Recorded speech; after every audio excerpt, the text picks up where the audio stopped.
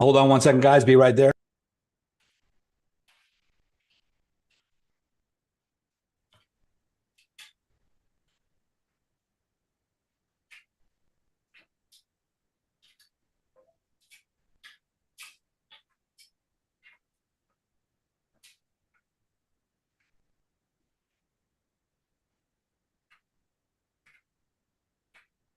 All right, all right, all right. Welcome, welcome, welcome. Morning. Good Good morning. afternoon. Good morning, good afternoon, and good evening, depending on where you are in the world. Yeah. All right, all right, all right. Welcome, welcome, welcome. Oh, I still got my. Good afternoon. Good morning, good afternoon. Hold on 1 second, guys. I gotta mute that out. Hold on. Oh, I still got my. There we go. I'm getting an echo. All right, all right. Well,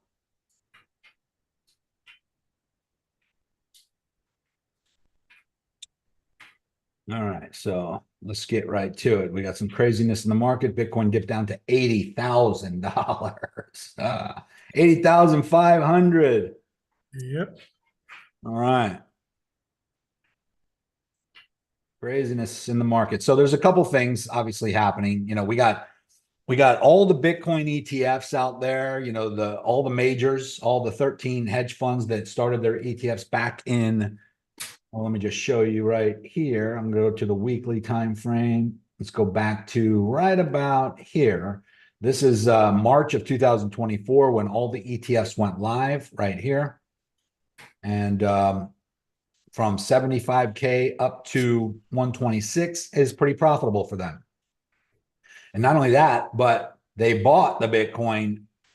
Grayscale bought the Bitcoin down here that they transferred to these hedge funds up here. So I'm not sure if they got the price that they bought it for down here while they were waiting for the ETFs to go live or not. But there's big profit, probably 100% gains. And what they do is, they have to make money for their shareholders. They have to make money for the ETF investors. So they can't just ride the roller coaster up and down to huge profit and then back to break even or loss, right? So they have to take profits. That's what hedge funds do. That's what these investors do. And so this is a combination of a glitch in the market, which probably spurred all this, which is back on October 10th. But then, fearing a bull market coming to an end or not knowing or uncertainty, they take profit, which causes the price to continue to plummet. And it's usually about a 6-week cycle of pain before there's a bounce. Actually, 8 weeks. It's usually about an 8-week cycle of pain before there's a bounce. We are at 6 weeks right now of continuous dropping. And so I would say we got a couple more weeks, and it probably maybe not even that long, but I think that possibly the 74.5, which is this major support right here, guys. You can clearly, in fact, I'm going to, let me get rid of all this other stuff just to show you. So your shorts are up considerably. You're down in your longs at the moment. Say that. I'm sorry. Say that one more time. Oh, you're considerably up if you have your shorting in some sub accounts like XRP and. No, I'm kind of in the middle because I have long too. I had long. You can see I have XRP. I did get out of my Bitcoin long. I am short in XRP and Bitcoin right now, but we're not up a lot. But the hedge, man, the hedge is real. The tolerance, like you were saying, is it gets to me, and I close out too soon, and all of a sudden I just leave something in mock for a day, and it's up 1,000%. But I should just I have to calm down. Yeah. That's when you leave. That's why sometimes you're like, Nico, I haven't seen a signal in a couple of days. Well, because I'm in the same trade that I gave the signal before. And if you're patient and you wait, the shit works out. But the problem is people are over trading. Some of you guys are over trading, or you're overthinking too much, and you're trying to get in and out too quickly. And sometimes you got to let the things play out a little bit. But with that being said, though, we are in uncharted territory. So let me just go over here and show you this, guys. So this is the total market cap right here, excluding Bitcoin and Ethereum. We did break, even the ETFs, not the ETFs, even the altcoins, we were breaking out. This was major resistance up here. major resistance at this level. And we popped above it back in December of 2024, came back below, popped above it, and then dropped all the way back down. But this time we popped above it, August of 2025, and held as support. And we made a higher high, and then held as support, and we made another higher high. So 3 higher highs in a row usually is an indication that altcoin season is about to take off. And then this happened. I mean, look at that. Boom, all the way down. That was the, October 10th. That was the big glitch in the matrix, right? A lot of people blame it on tariffs. A lot of people blame it on a lot of things. There are some theories out there that there literally was a glitch or something happened that caused that, which caused the panic and caused the sell-off. But there's too much correlation with Trump announcements and 150% tariffs on China and things like that. So it's hard to say. It's hard to say. I can't know everything. I don't know everything. I would never claim to. All I know is I'm reactive to what I see happening. So I can't tell you what's going to happen, but when it starts happening, then I can react to it.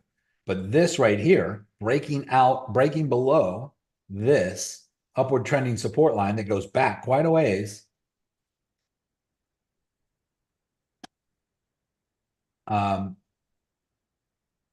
Doesn't mean it can't bounce back up, but it has to bounce back up. So here's what I think is going to happen, guys. This is my short-term prediction. I would say over the next week or two, tops, there could be a little bit more bleeding, a little bit more pain. And this is when most people cannot bear it and they get out. But look, we already dipped lower than this total market, this drop here, which was down at the, let me go to BTC.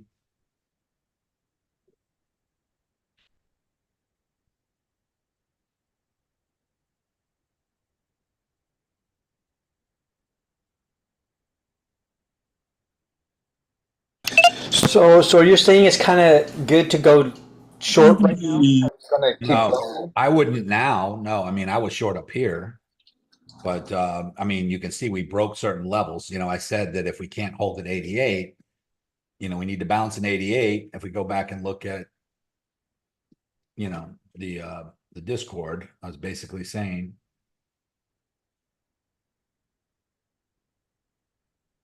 if you scroll up,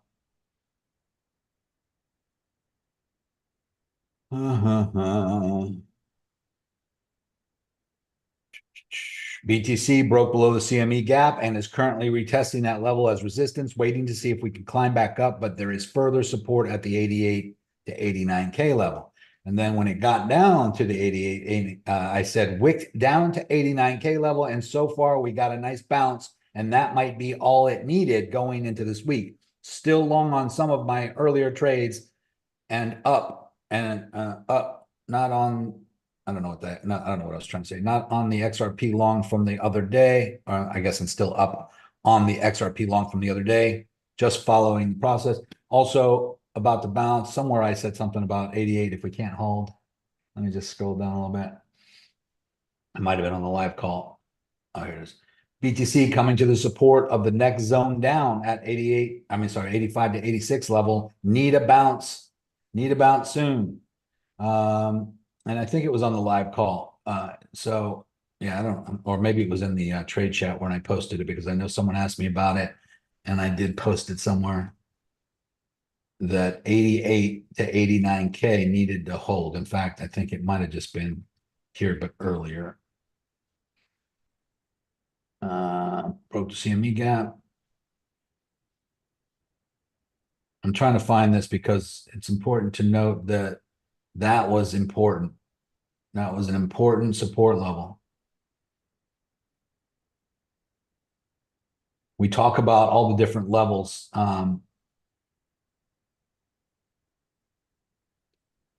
And I think it was Rose or someone on one of the live calls. I'm going up to, like, now we're talking about 2 weeks ago here, looking like it came down to 207. This was XRP level again, support, blah, blah, blah. Still correlating on BTC's drop, most likely heading to fill the CME gap at 91 to 93. So as you can see, we were far away. We were far away from that. This is where I thought it was coming. And we did obviously fill the CME gap, but then We bounced a little bit, but then we dropped. Oh, here it is. 11.13 BTC bounce on the 98 again, still in downward trend. No, that's not what I was looking at. I kept saying we were going to go down to 90 to 93K even a few weeks before it happened, but now we're below that. So that's the problem. So the problem is that this right up here, this orange line, that was the 88K. And the reason why I thought we needed to bounce there, or thought we would bounce there, is because this was the major support and resistance level. That was the only next major support and resistance level. And we went right through it. So we're still, on the weekly, we're still going through it. We're still in the middle of going through it. But if I go down to the daily, we hit it as support, this orange line, we hit it and then went through it. And now we're holding underneath it as resistance. So that is the 88, 89K. So then what I do is I look down a little further. Where's the next? Well, it's the next support is, you see this, what Chad, I think, would call the boardroom here.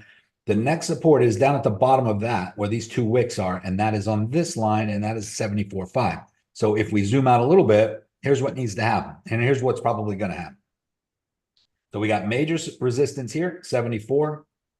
We hit it right again right here, 74, resistance. We break out, and we never retest it until here. Boom, we retested as support, and we made a higher high. So we have a high and then a higher high, right?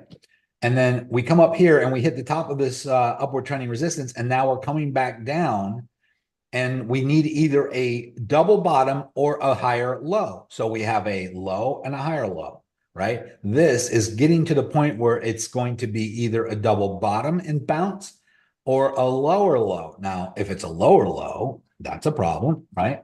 But if we bounce here, here's what's going to happen. Here's what I think is going to happen. We're going to bounce, and then we're going to come probably all the way up to at least 100K. Somewhere up in this range. And if we don't get through that, which is this upward trending support level that I have here, if we don't get through that and we bounce there at 100K, then what we have on our hands is a giant head and shoulders, and with the all-time high in the middle as the head, with the other shoulder over here, and possibly the beginning of a bear market. We got time. Now, this could happen. This bounce could happen over the next couple of weeks, and this could take a few more weeks, maybe till the end of the year for this to happen. But this, so here's the key. So if this gets above 100K, and the reason why you're looking at that number is because that would be in correlation with the overall downward trending resistance line right about here. If it just hits this and bounces, so I don't have my lines drawn at the exact right spot. Let me redo it. This is what it would look like. It would be more like boom, up, and hit resistance. If that happens, then we have lower highs and lower lows continuing. But if we get above it and we hold the support there above that, this downward trending resistance from the top, remember, this is the all-time high over here. So if we have, if we hold that resistance as support, then we have a chance for a new push to the upside. And that would coincide with all the other bull market cycles where November going into December, we had a big 30-40% push to the upside. That's what we would need, is a 40% push to the upside. So let's say we did come down here and bounce on 74.5 one more time, and we had a 40% push to the upside. Well, that would only bring us to 100K, 103 approximately. But we would need to hold there in order to start to get up to new all-time highs or have some kind of parabolic move.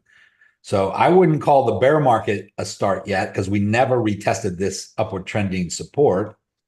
Let me show it to you on the other chart. We have not yet retested this, which is important.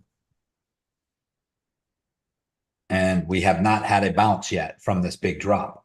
So we have, but let me just show you guys. From this bull market top, we had a 70%, 77% pullback. From from this spike up 21%, from this one 33%, from this one, I know I show this to you guys a lot, but from this one 32%, and where we're at right now from the top is at 32%, and we're actually dipped all the way down to 80K, which is 36%. So this is a typical pullback as far as percentage is concerned. The problem with it is it's below the upward trending support, this white line going all the way back to the bear market bottom where we've hit it, broke through, kind of I don't know if we retested or not. We did hold a candle underneath, which is good enough sometimes, but we haven't bounced yet. So this is just a big drop, and there's always a bounce, guys. There's never a drop without a bounce, never a drop without a bounce, never a drop without a bounce ever yet in the history of anything. Even these big drops bounce. See this bounce right here? This right here is just for comparison here. This was a 44% drop from here to here. And we bounced. And when we bounced,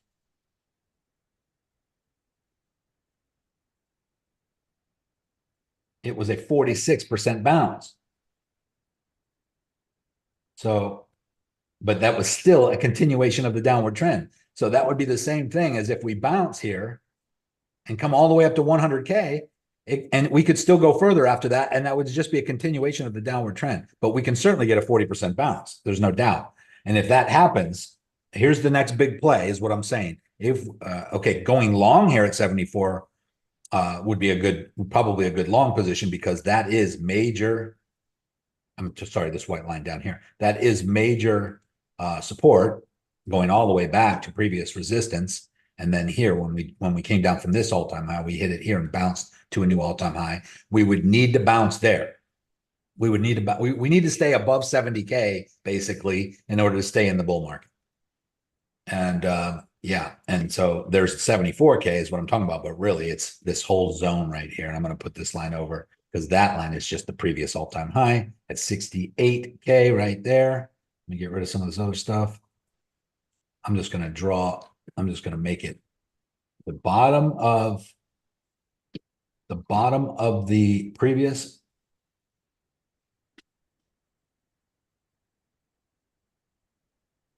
The top of the previous bull market top right there at 68K to the top of 73.8 or 74K where we came down and retested. So to me, that's a zone. That's a zone that we could hit down here, but we would need to bounce and stay above that. That is major support and resistance right there. Major resistance previously and support here to a new all-time high. And so what would make sense is either we bounce on it and we make a new all-time high, and that would coincide with the all-time highs. That would be higher highs and higher lows. But if we bounce and we do not make a new all-time high and we only come up to about 100K, like I was just saying, then that's a typical 40% bounce for a major drop like this off major support, and we could just have a continuation of a bear market after that. And if that were to happen, this would be a great place to go long, and this would be a great place to short it going into it. It just depends on the time too. Is this going to take until the end of December to happen? If it does, then that's gonna align with my thesis on that I talk about as far as the 12-month candle on the 12-month chart. Oops.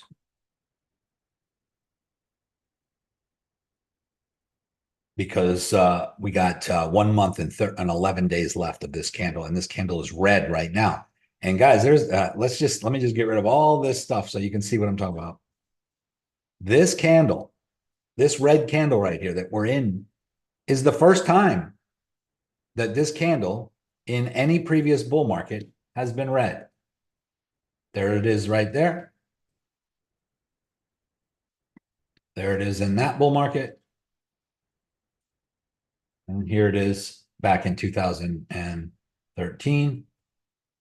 So green, and then this at the end of the year, which would be December 31st, the next candle starts, and that usually is the beginning of the bear market. Green all the way up until December 31st, next candle starts, beginning of the bear market. Green all the way up to all-time high, comes down, next candle opens, bear market.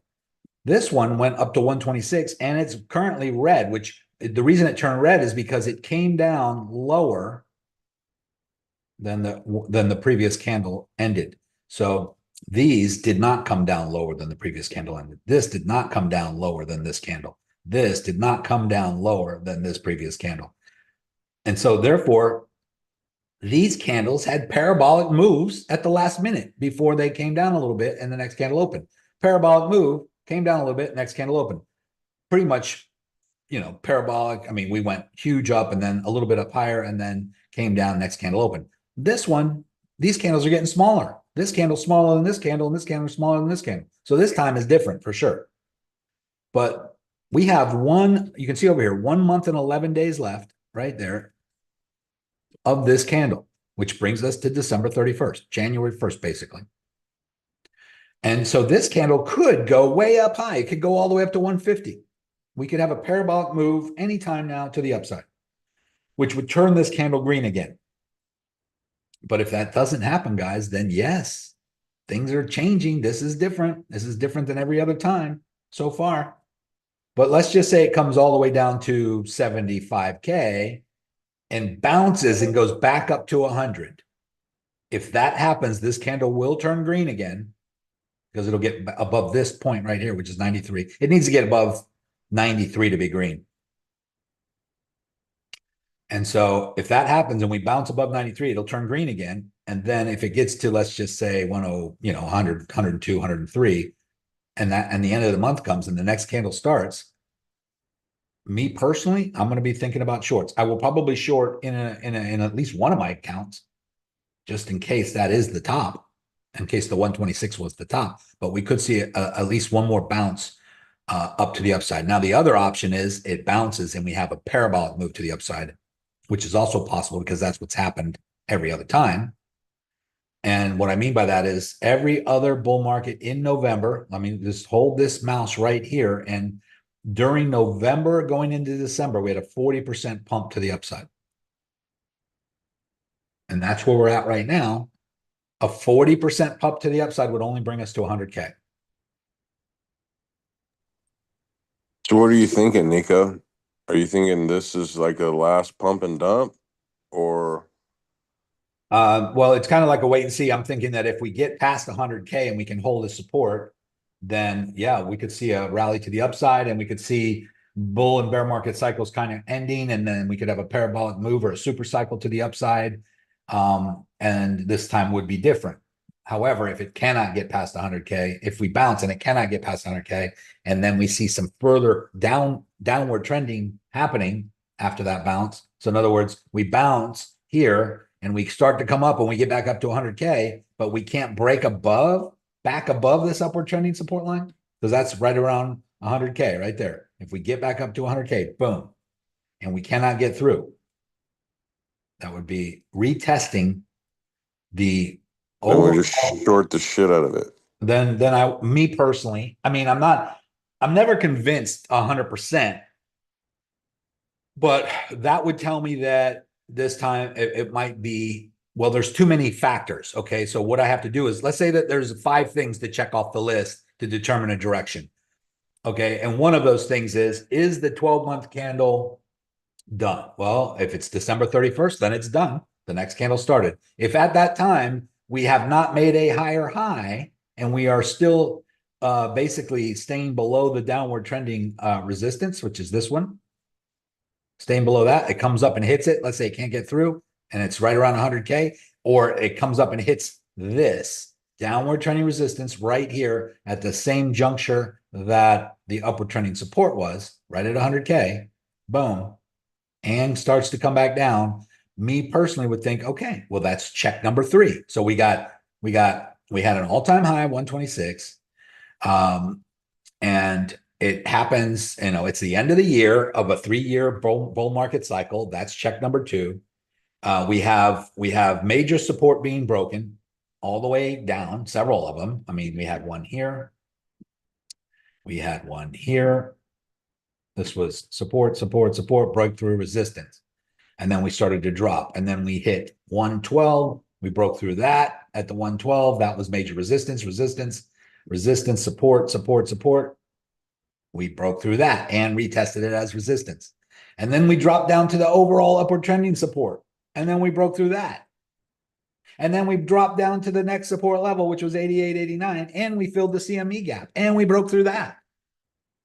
Holy shit. It's like, what else? So all the boxes are being checked off, but that doesn't mean, guys, that we can't have some kind of anomaly, and that, this has happened before, by the way, and where we have these big pullbacks and then we have this huge pump to the upside.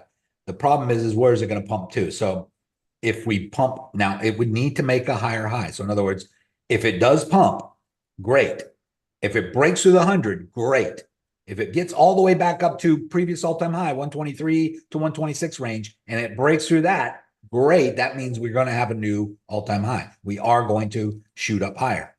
But if we can't get above 100 down here and we start to turn and there's not enough buying pressure, then I'm going to look at that as the right shoulder of the big head and shoulder and major resistance at the upward trending previous support. And that's the first time it's happened in this whole bull market. So here we go, all the way back down to 15.5, the bear market bottom. We had support here, support, upward trending support, and then we come down and hit it, and then we go through it. No support anymore. So to me, that's concerning. And so I don't doubt that we'll come back up and retest it. That's very seeable. But where's the bounce? So you think we're about to be 2 more weeks of this? Say again? So what do you think we have about 2 more? I can't, your sound muffled. I can't understand you. Say it again. Talking to me? You got to come off mute if you want to ask something, but just say it, and don't mute yourself out too quick. Just say Nico, it. question. If how do you gauge the Gaussian channel into this? Is that one of the checkoffs? Well, then, okay, so great question. So then after all of these other markers, which are support and resistance markers, are checked off, then I look at all these indicators.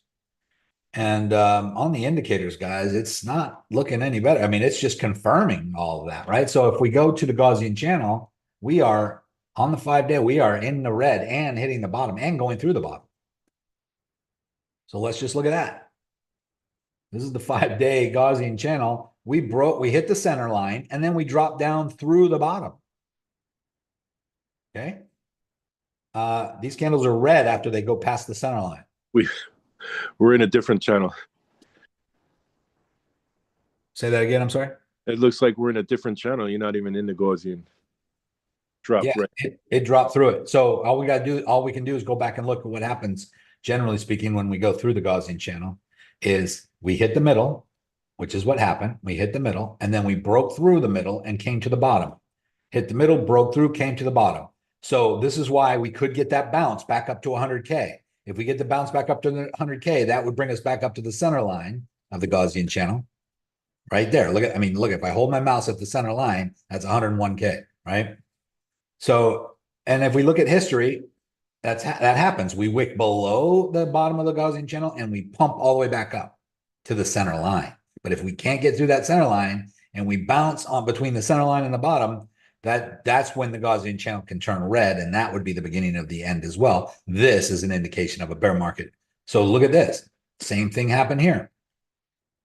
In the last bull market, we came up, we bounced, we had a big shoulder, we pumped up, created a giant head, all-time high, 68K.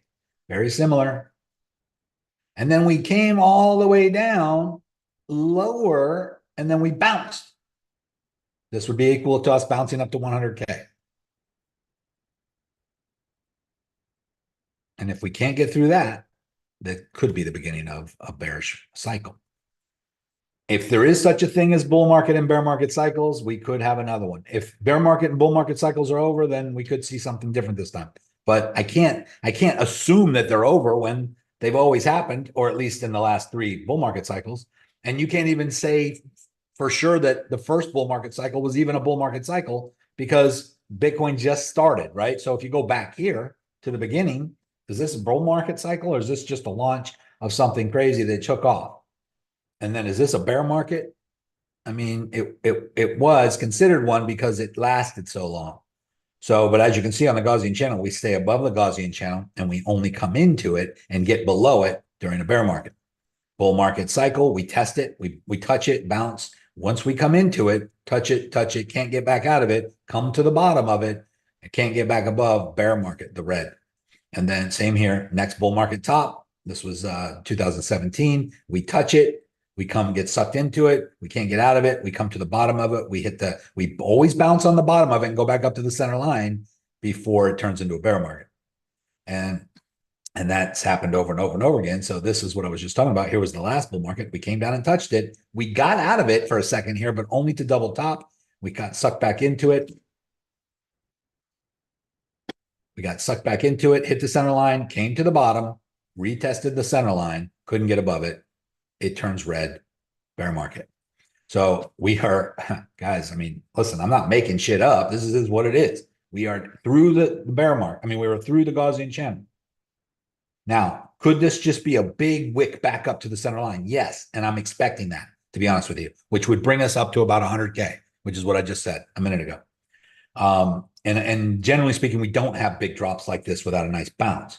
But is the bounce going to bring us to a new all-time high, or is it going to be another lower high, which would make it a head and shoulder, very similar to back here?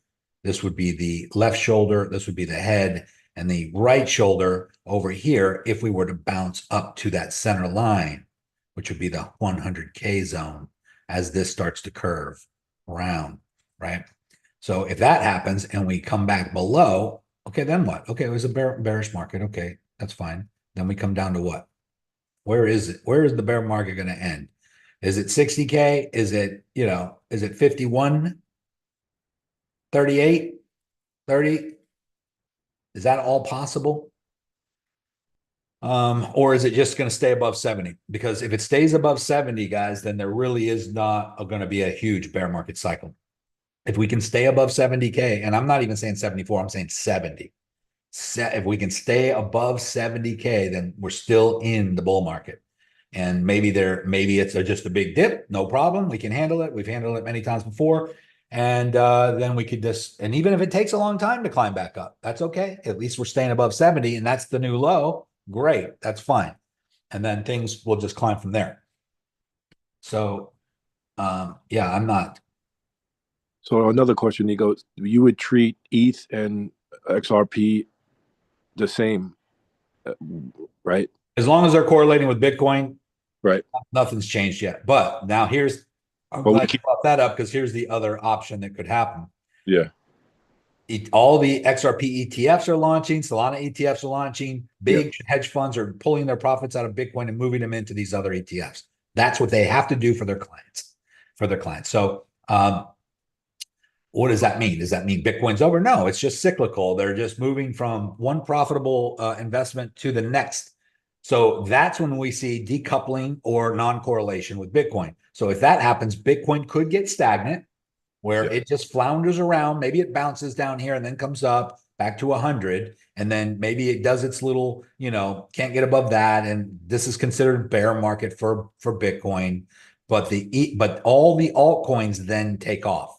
Okay. And that's when we have altcoin season and non-correlation.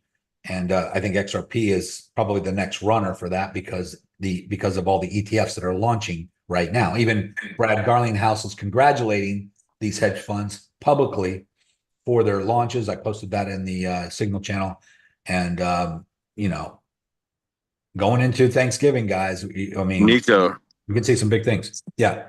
do you think that like how the ETF worked for Bitcoin, where they launched the BTC ETF and then it dropped 25%? Yeah. Then it doubled. So do you think that that's the case right now, even though with the uncertainty of going into whether we're going to get another rate cut or not? And yes, it is the end of the 3-year cycle, but this might be a super cycle. Yeah. And then with the adoption, do you think that we're looking like to Q2 of next year? And we just got to be on pins and needles the entire time? Or are we just going straight bear market? So to your first question, yes, here was the Bitcoin ETFs right here at 73K, and we consolidated for 280 days before we broke to a new high. Not because the ETFs and the hedge funds weren't buying a ton of Bitcoin, they were, but they were buying it from Grayscale. Grayscale already bought it down here. So Grayscale had a ton of Bitcoin. They wanted it cheap. Yeah, so these hedge funds were buying Bitcoin off market from Grayscale, so the price that they were paying was already factored in to the current price of Bitcoin. So it's like me taking money out of my left pocket and putting it in my right pocket. It doesn't change the economy at all. So the price didn't shoot up. People were wondering why, because they're not buying it on the open market from retail traders. They're buying it from another fund that already bought it. So once this fund runs out, once Grayscale ran out of Bitcoin for these hedge funds, they had to start buying on the open market. Then we saw our price escalate to higher highs, and then ultimately up to here. And now they're taking their profits. And the same thing's going to happen probably with XRP. But guess what? XRP, there's a certain amount of XRP on the private ledger that they can buy from. Until there is none, and there's no more on the private ledger, then they have to buy it on the retail market, and that's when there's going to be a liquidity crunch. There's going to be a supply issue. Supply shock is what they call it. And that's when prices shoot through the moon.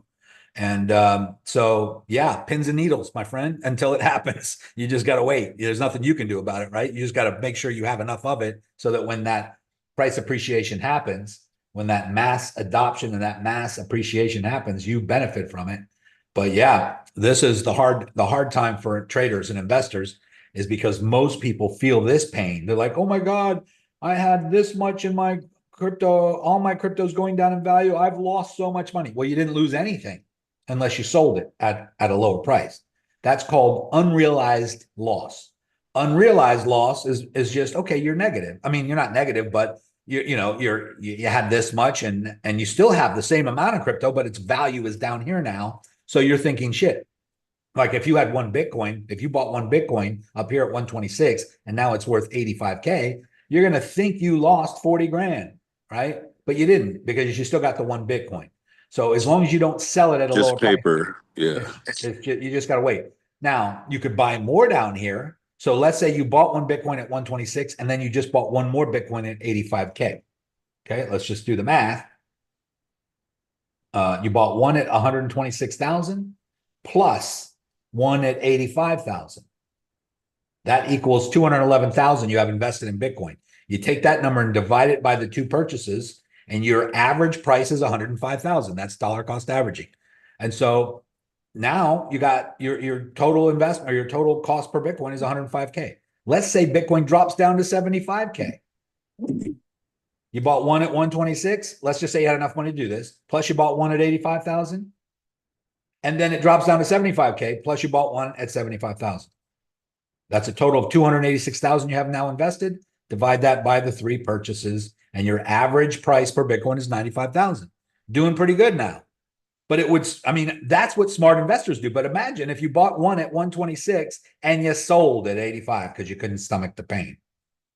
Then you just take a 40,000 loss. And then Bitcoin shoots up to 140, 150. And then what do most people do? They get FOMO and they buy back in. So now you bought one at 126, you took a $40,000 loss. And then when it got back up to 150, you bought another one. When you could have had three for that price. If you just follow what's called counterintuitive intelligence. Contrarian. It's contrarian, I know, but you got to think contrarian, which is the opposite of what most people think. So most people freak out when the price is dropping, and they get out because they can't handle the pain. There's too much heat in the kitchen, as they say. They got to get out. And then as soon as they get out, they think someone's watching them, because as soon as they get out, boom, it shoots up 30 minutes later. Right? And so the only way, imagine the guys that bought 1,000 Bitcoin at $1 each, watching all of this up and down for the last 10 years. Being worth, right? Need a psychologist for sure. Oh yeah. Like if they got out here because they thought that was it, it's going down, they would have missed this. And if they got out here, that's it, because it's going down, they would have missed all this, and so on and so forth, over and over and over again. So it's like, the hodlers, they're not able to grow their accounts as fast as a trader, but they tend to sometimes win out in the end because they didn't panic and they just held, and they had to wait longer, but they weren't suspect to all the ups and downs, and they just arrive at a place in the future where their holdings that they bought back here is now worth a lot more, right? Whereas we, the traders, we're trying to get in at the bottom, get out at the top, and we're trying to time all of these little entries and exits. And sometimes we can get whacked. We can get chipped away. A little bit of our assets get chipped away in some of these because we're making wrong moves. We're entering and exiting at the wrong times. And therefore we look back and we say, shit, if I would have not bought anything, if I would have just sat on what I had and never traded, I might have more crypto right now. And I'm sure. I'm a glutton for punishment. Yeah. So with that being said, I'm not saying to not trade and just buy and hold. What I'm saying is don't be so quick to get in and out. Just sometimes you got to sit on your hands and wait. I would say it's better to not, like, if you don't really know when the entry is and you have crypto, better to just sit on it and wait, because it will go back up. The question is how far is it going to go down before it goes back up? And are you okay with this, stomaching this? Because this will happen again, as it has every single time. And by the way, guys, whenever we hit, look at this. Every one of these, and this is what most people don't get, but every one of these, 75% drop. Look at this one, 86% drop. 93%. These are the by the grace of God, I 84%. couldn't sleep last night, and I woke up this morning and saw that it hit my $1.81 for XRP, and I was like, "Yep, let's go long." Yeah, and so, but people forget, guys. Look at this: 78%, 84%, 86%, 76%, 93%. These huge pullbacks from these big pumps, these big bull market cycles, happen over and over and over again. 93% from here down to there before it pumps back up, over and over and over again. And this is, and people just forget. Look at this little pullback, 67%. This one right here, 48%. So we've had multiple times as this has happened, and it's happening. And when it happens and we're in the middle of it, we freak out. But we should know that this is temporary, right? And let's just go to more recent times. We hit 73.8 and dropped down to 48 right there. That was 33%. We hit 109 right there, and we dropped down to 74.5 right there. That was 31%. And here we are right now at 126, dropping down. And so far we're at 37%. Not a big deal. But even if this is the bear market and we do drop 70%, let's just go to 70%. 74, let's just go to 75% just for the hell of it, because that would be the same as this. It would be the same as this. It would be the same as this. And look what happened after every one of these. Boom. We had a new all-time high after that. And boom, we had a new all-time high after that. And boom, we had a new all-time high after that. And boom, we had a new all-time high after that. And that would bring us to 31K, which just so happens to be double the previous low. So we have 15.5 times 2, 31. 65 times 2, about 126, 130. Right? So, it's like the bull market tops double, the bear market bottoms double. That would make sense, right? Not only that, but we never retested 31K or 30K when we broke through previous major support, resistance. We never came back to retest 31. Boom, boom, boom, boom, boom, boom. We went all of this and we never came back. Now, I'm not saying we're coming that low, but I wouldn't, if we break through 70 and we go into a bear market, I'm going to set my sights on a couple different levels First would be somewhere around here at 48.9. The next one down below that would be 38. The next one down below that is 31K. And I wouldn't even, it wouldn't even surprise me a bit if that actually happened. Bill, I mean, there's some people on here from 3-4 years ago to, you know, the beginning of the bull market, somewhere right in this area, when I kept saying we need to come back and retest 30. We need to come back and retest 30, even up here. Oh shit, right here when we were going down, I thought maybe, okay, it's possible we come back and retest 30. Up here, I was saying, oh, if we break this 70K, we're going to come back and I've said it multiple times over the last bull market cycle. That'd be sweet. It would be the best day ever. It would be amazing. Back That down. would be the best entry, and that would be the last time you're going to ever get Bitcoin at these prices under 100K. But a lot of people would freak out because they bought so much up here in these prices.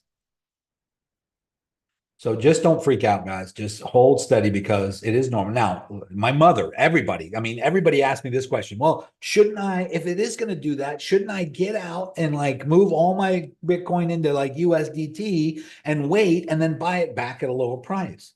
Well, yeah, if I had a crystal ball in hindsight and that actually happened, I would say that was a great idea.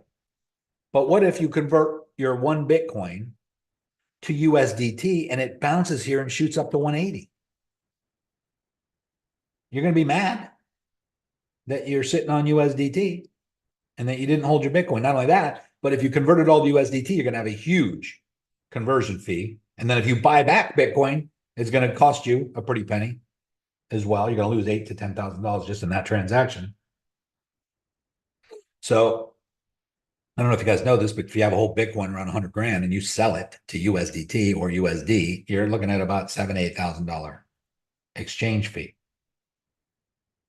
And so, and if you buy it back, well, again, another one. So now you just lost 16 grand just on that transaction, not to mention the price fluctuation. So now had you just held your Bitcoin up here and rode this out all the way up to 200K, 300K, you'd have been much better off. But it's too scary for some people to watch the value go down. And I don't blame you. That's why we trade, because I have Bitcoin. I'm just sitting on it. I'm not trading. I have it in holding accounts. I have it in, cold storage wallets that I'm not trading at all. In fact, I take profits from trading and I keep sending it there to keep it out of my hands so I don't trade it down to nothing. Nico, what about swapping from one coin to another on in your wallet? Yeah, I mean, there's a transaction fee. Fees, yeah, right. It's not big. I mean, it shouldn't be that big, but there is some chipping away there when you do that. But if you convert, let's say Bitcoin, if we think that the bull market's over or Bitcoin loses dominance and we're going into altcoin season, and you move your Bitcoin into XRP, for instance. Yeah, that's what I was. Or you just take profit. Guys, there's first of all, what are you here for? You're here to make money, right? And a lot of people, when we hear make money, that's just something we've been instilled to do since we were little, right? So that's really the goal. Everybody wants to make money, but do we really want money? Because what is money? Are we talking about fiat currency? Are we talking about that US dollar that's going down in purchasing power year over year over year? Because if you trade Bitcoin that has averaged 80 to 100% per year in value over the last decade back into US dollar, which is an asset that's going down in purchasing power over the last decade at a rate of 8 to 10% per year, what are you really doing? Are you trading a Ferrari for a Toyota? Because it's safe? Because you get better mileage? I mean, what? I don't understand. So you need money, but we need money to pay our bills. So I understand that part of it.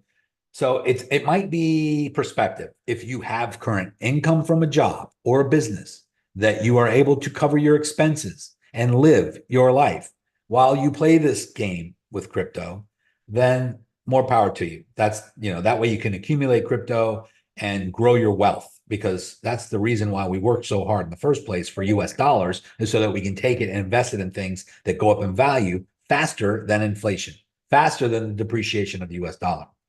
You got to make 10% per year. I would say 11% per year just to avoid breaking even. If you make 10% per year on your investments, you're breaking even. Now, don't get me wrong.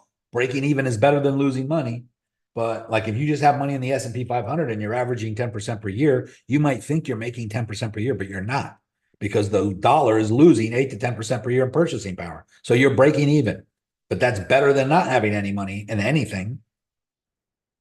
Right. So, but if you had $1 million sitting in your savings account in your bank, yeah, that in 10 years, that the purchasing power of that $1 million will be about 250,000 if you're lucky. Things didn't go up in price. I know that you think they did. Like the house doesn't cost more to build a new home than it did 30 years ago. The material is cheaper and mass produced, and it should be cost less for material. The car doesn't cost more to make than it did 20 years ago when they were using real aluminum, real steel. Now they're just using plastic to make shit, right? So the car shouldn't cost more to build, but it costs you more, not because the car costs more, but because the dollar is worth less. And so it takes more of them to buy the same thing you used to be able to buy. So I know you guys know this. Most of you know this, but why are we trading valuable assets back to US dollars is the question. And the only answer I've heard that makes sense is that I need to pay my bills. I need money. Okay. Or you want to buy stuff. You want to buy something. But if you can avoid that, then you can grow wealth. Like if you make money and you buy a duplex, let's say, or an apartment complex, and you invest that cash in that, you now become cash poor because you just put all your money into that investment. But you became wealthier because that investment is going up in value over time. And you can depreciate it for tax purposes, but it's appreciating in value over time, not only just because you're raising the rents, you're improving the property, all that stuff. And as time goes by, that apartment building is now worth more, a lot more over time. So you're getting wealthier, but you don't have any money left because you used it all to buy it. So people feel broke and they feel poor when they do that. And, rich people call that cash poor. Asset rich, cash poor. Probably heard that term before. Negative rich. Hey, boss, been asked about XRP many times in the chat. If you have time to cover XRP. Yeah.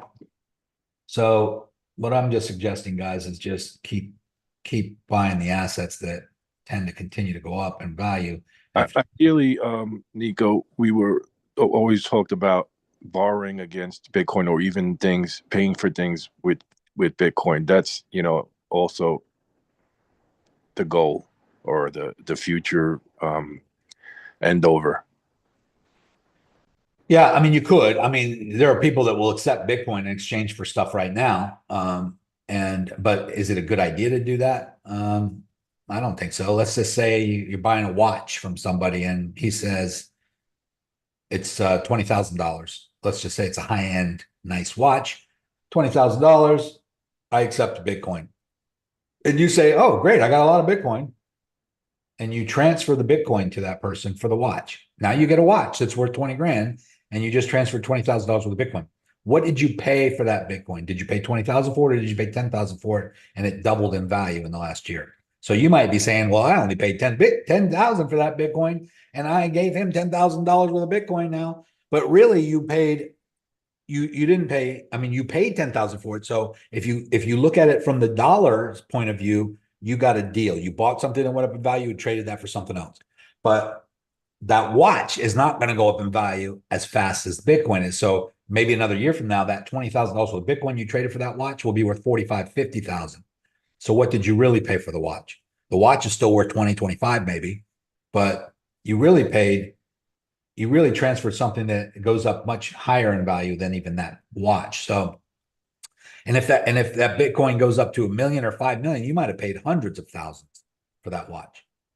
Well, what I mean, Nico, is short-term borrowing, like more banks are accepting. Borrowing is a different story. So that's what I would recommend. Yes. And then long-term, if Bitcoin's the only thing we have, then obviously paying, outright for something, but in the short term, borrowing against it. I would say that, yeah. So if you have $1 million worth of Bitcoin, this is XRP, by the way.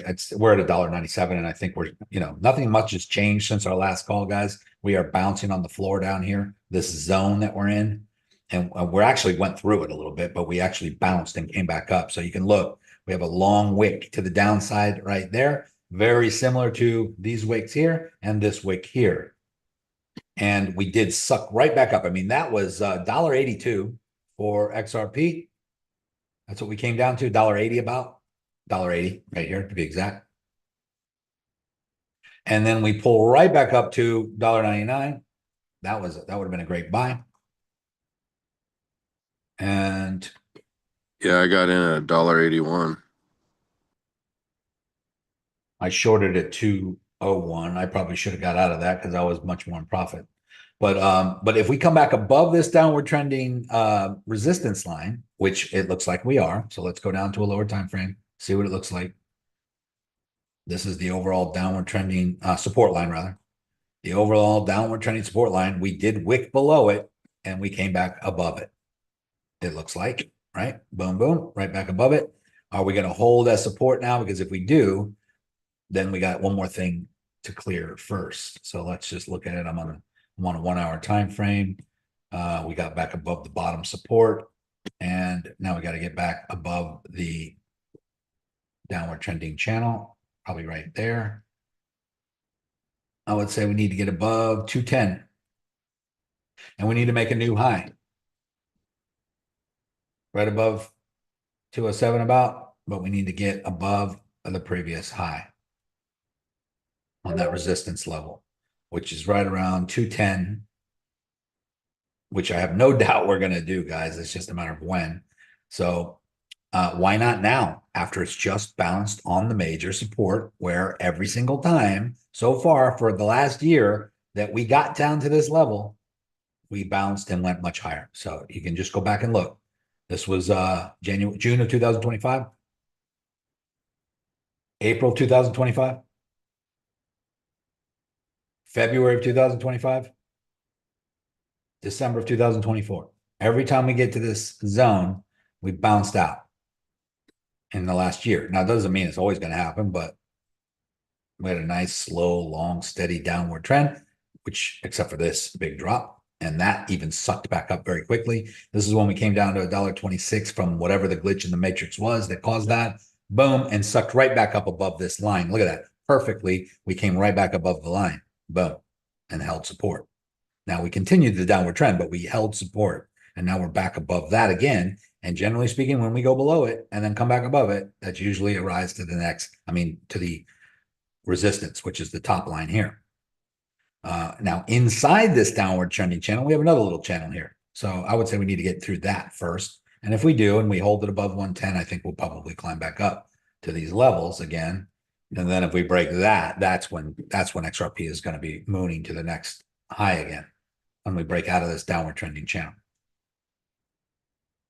But what I was saying earlier, guys, is that let's just look at an example. Let's just say let's say the next 5 years, Bitcoin goes to $1 million. It could happen in the next bull market. But let's say it goes to $1 million and you have a Bitcoin. If you sell, like if you need money and you sell, let's say I just want to sell 50%. I want to sell 500 grand. You're going to get hit with a 40% capital gains tax. Maybe, maybe not. Who knows? Maybe taxes will be eliminated. Maybe you won't have to worry about capital gains tax on Bitcoin or crypto anymore. Maybe that's a perfect world. But if you do, it's about a 40% capital gains tax, which would be $200,000+ on your $500,000 sale. That would suck, right? You'd walk with 250,000 approximately, 300,000 maybe, and then you can go spend that money on whatever you want. You've already paid taxes on it. But now you only have $500,000 of the Bitcoin left. Whereas if you just borrow 40% of your $1 million Bitcoin, that's 400 grand in your pocket, tax-free, and you still have a whole Bitcoin. If Bitcoin then doubles up to $2 million over the next 2 or 3 years or whatever, however long it takes, could you not pay the loan, the 400 grand back with the increased value of the Bitcoin by paying it back with Bitcoin? So let's say you got $2 million of Bitcoin and you want to chip out 400 grand of it to pay that loan back. You would just have now $1.6 million of the Bitcoin. But I still think that would be foolish. Instead of paying off the loan, just borrow more against it. So now you got $2 million of Bitcoin, borrow another 500 grand. make it 600 grand. Let's bring it up to an even $1 million borrow against your $2 million of the Bitcoin. You still have $2 million of Bitcoin. Bitcoin's going up 50, 60% per year. So, you know, the amount of value, the amount of wealth that you're creating year over year is more than it's costing you for the money. You're not paying taxes on the loan. And now here's the worst case scenario. Let's say Bitcoin drops 50% in value because it's done that before, and it drops from $2 million. You still have 2 million, you still have two whole Bitcoins. They're worth $1 million each, let's just say, and then Bitcoin drops down to $500,000 in value each. So now your $2 million of Bitcoin is now worth $1 million. Well, guess what they would do? They would collateralize the loan. They would simply, you'd get margin called, and they would sell enough of the Bitcoin to pay off the debt. Wouldn't come out of your pocket. You wouldn't have to worry about it. You would just have that much less Bitcoin because they paid off the debt, but you would still have the other half of the Bitcoin. So you're saying to take a loan out against your crypto would be best during a bear market? No. So you protect yourself. I'm just saying that if you ever need to spend the crypto, or you have a desire to sell or spend any of it, you're better off borrowing against it rather than ever giving up any of the crypto. You would be better off never selling your Bitcoin. If Bitcoin gets to $30 million 10 years from now, the only way for you to have $30 million worth of it is to never sell any of it. No, right. I'm just saying taking a loan against it, would the smarter part be? I think so. Here in a bear market, because you know it's only going to go up from there. Well, I think so, because the only other option if you need money is to sell it. So you're either selling it or you're borrowing against it. If you sell it, you're getting whacked with the capital gains tax right out of the gate, and you also don't have the crypto anymore. So if the crypto goes up in value after you sell it, then you missed that boat, right? You got your money out. What's the problem? But if you took a loan against it, you're not getting taxed on it. You're not getting taxed on the loan because you technically owe that money back, and you don't. There's no taxes on loan proceeds. Plus, you still own the crypto. So if crypto goes up 10x from there, you got plenty of money to pay back that loan. In fact, you can just pay off the loan with more crypto if you want. You can just transfer them the Bitcoin that they loaned you against and say, "Here, settle this debt." But I don't even think you should do that. I think you should borrow more and keep borrowing, because here's why. Because they're holding the asset as collateral, but it's still your asset. So as long as crypto continues to go up in value over time, you have leverage and you can borrow against it. Now, you don't want to overborrow, because if there's a huge pullback, you don't want to get liquidated. But, and this is where most people make a mistake, back in 2021, Coinbase was allowing, I believe, up to 60%. They would let you borrow up to 60%. And now they do not. Right now, you can borrow on Coinbase. You like have 10 to 15%, right? Yeah, 20 to no more than like 20 or 30%. The reason why is because they saw throughout history that crypto could have 70% pullbacks. So they don't want to get themselves in a jam, right? So, and that's smart. If I was the lender and you wanted to give me your car as collateral, if the car is worth $100,000, let's say it's a Ferrari or something like that, let's say it's an old one, and you don't want to sell it, but you need money. You could go to a pawn shop. What do pawn shops do? Pawn shops will loan you against the asset, but they will only give you a certain percentage of the value, because one, if you never come back, they need to make money. And if you do come back, they need to make money. Either way, they need to make money. They're in business, right? And if you don't come back, they need to sell the asset to get their money back. And also they want to profit. But they will only loan up to a certain amount. And that's my rule too. Like if someone, I don't care if it's a friend or anybody, you got to have some collateral. And because I don't want to ruin a friendship over it, I don't even want to loan. I don't want to loan any money to anybody. But if you give me, let's say you got a necklace and it's 18 karat gold, and I weigh it and it's 5 ounces. Okay. Well, whatever, what's the current value of 5 ounces of gold? So let's say it's $4,000 per ounce times 5 ounces. That's $20,000. I'll give you 10 grand max, up to 50% of the value, because I don't think gold is going to drop that much in value. And if I'm not trying to make money on you, I'm just trying to not lose money, right? If you never come back and pay me that 20 grand, I'm going to go sell this necklace and get that 10 grand back. I'm going to go sell the necklace, get my 10 grand back, and maybe a little more, but I don't want your necklace. I just want collateral in case you don't come back with the money. But that's the way Coinbase and all these companies work. So they're only going to loan you a certain amount. But the cool thing about it is I always try to look at best case and worst case scenario. So best case scenario, crypto keeps going up in value. You can keep borrowing against it, or you can pay off the loan with the increased value of the asset they're holding as collateral.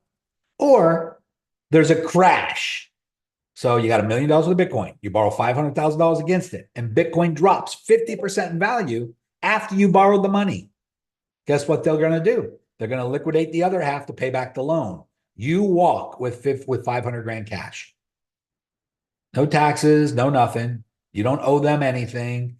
They liquidated the balance because the value dropped 50%, and they paid themselves back. And you got 500 grand. What would have happened had you not taken the loan? Let's just look at this. You have $1 million worth of Bitcoin. You're just sitting there. All of a sudden, the market crashes, drops 50% value. Now your Bitcoin is worth 500 grand. You either keep it or you sell it because you're scared. You sell it, you walk with 500 grand. But now you owe taxes on that because you sold it. So it's better to take the loan regardless of whether the market crashes or not. Right? Because at least with the loan, you don't owe taxes if you liquidate it or sell it someday in the future. And if they have to liquidate it, all they're doing is paying back the money that they already loaned you. So you already got that money. You don't have to worry about paying it back now.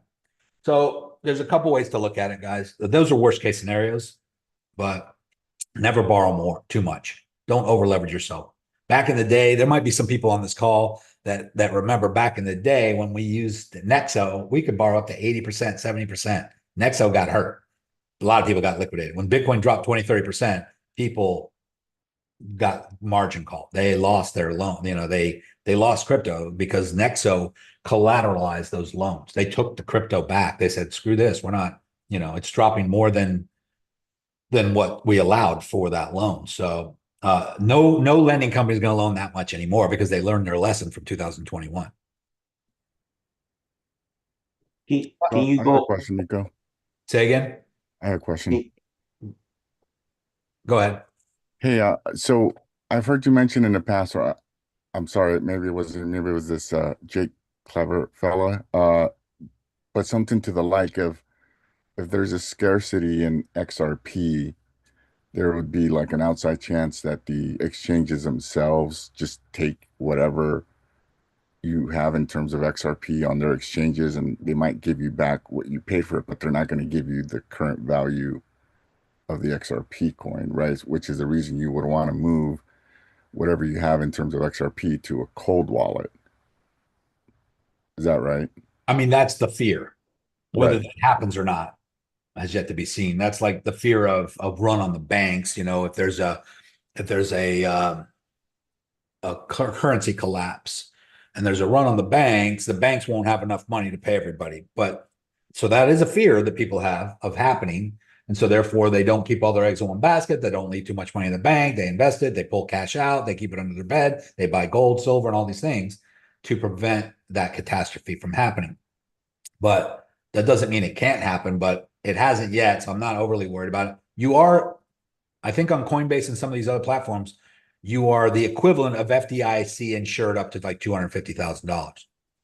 So that's against like theft or hacking. Like if it's Coinbase's fault, in other words, someone hacked Coinbase and stole your money, then you're insured up to a certain amount. Mm-hmm. But if you got hacked at home and someone got your login passwords to Coinbase and they broke into your account on Coinbase and transferred all your crypto to another wallet, you can't sue Coinbase because Right. you're the one that got hacked, not them, right? So, and they will fight, they will try to prove that that's the case if something happens. So Coinbase is going to look out for their best interest. Back to your question, if there's a liquidity issue and there's not enough XRP and the big institutions need it, or Coinbase needs it for whatever reason, would they confiscate? Well, I don't think Coinbase could or would confiscate. I think what they would do is send you a notice and say, they would send you an email. Maybe they would put an announcement on their log. When you log in, there would be a big red banner at the top, because they've done this before, guys, where they've said such and such coin will be delisted on this date. In fact, they did it with XRP. If you guys remember, back in 2018, Coinbase delisted XRP, and they gave everybody notice so that you could either sell, get out, transfer it, or do whatever you want with it. So I'm hoping that that would be the case where they give you a chance to take it off first, right? But I don't know if that would happen or not, to be honest with you. I don't have the answer. So how can you prevent that from happening is just to already not have it there. Right. So if you were to move it to a cold wallet, that takes care of that particular issue. But then how are you supposed to sell it if the moment you try to move it to an exchange, they're just going to take it away from you? Well, no, you would then sell it on a decentralized exchange. It's a centralized exchange has the problem or the liquidity issue. That's where everybody goes to buy. But you could, first of all, if you got something that much in demand, then there's millions of people that want it. And when there's millions of people that want it, you got options. You don't have to worry about that. Right. So there's going to be people that will pay you more than it's worth. Like, so if XRP shoots up to $50, let's just say, and there's a liquidity issue and no one can buy it on the exchange anymore, and you got 10,000 XRP in your cold storage wallet, you know how many people would pay you $50, $80, $100 per coin for that? Because they know what's about to happen. They'll pay you more than it's worth right now. Just like, guys, I don't know if you know this or not. Some of you may know this, but if you want to buy a Ferrari brand new from the factory, you get on a waiting list, and they won't even sell you one unless you've already had one before. That's kind of strange, isn't it? You had to be a Ferrari owner and you got to get on the list, right? So you get on the list. Let's say you get on the list, and let's say the car costs $500,000 new, and you paid for it already, but you got to wait until January 15th to get it. It won't be delivered until January 15th. But you've been on this list for a year. And some rich person somewhere says, hey, buddy, you paid 500 grand for that car. If I get on the list right now, I'm not going to get mine until 2027. I'll give you 800,000 for your car when you get it. They'll give you more than it's worth just so they don't have to wait. That happens all the time in the exotic car world. It happens in the watch world. If you walk into a Rolex, I challenge every one of you to do this. Next time you're at a fancy mall, find a Rolex store, because there's usually one in all the big major malls, like any authorized Rolex dealer. But it has to be Rolex. It can't be just like a Zales jewelry store or something. It has to be Rolex. You go into Rolex, and they're going to have all these watches on display. Not one of them's for sale. You can't buy any of them. You got to be on a waiting list. They're not available. The supply and the demand is too high, and there's no more supply left. Now you put yourself on the list at that watch store, and there's 50 people on the list locally. And when all of a sudden a certain watch comes in that you want, let's say it's a Sky Dweller, or let's say it's a presidential, one of the ones you've been wanting, what are they going to do? They're going to pull out the list, and they're going to go down the list, and guess who they're going to call? Are they going to call you, the person who just got put on the list? Or are they going to call the guy that always comes through and pays cash every time they call him? The guy who's been doing this game for a long time, the dealer who, the guy who just buys everything as soon as it comes available. It's kind of like real estate. You make an offer on a 100-unit apartment complex for $20 million, and there's 10 offers. The seller, let's say the seller is a very experienced real estate investor.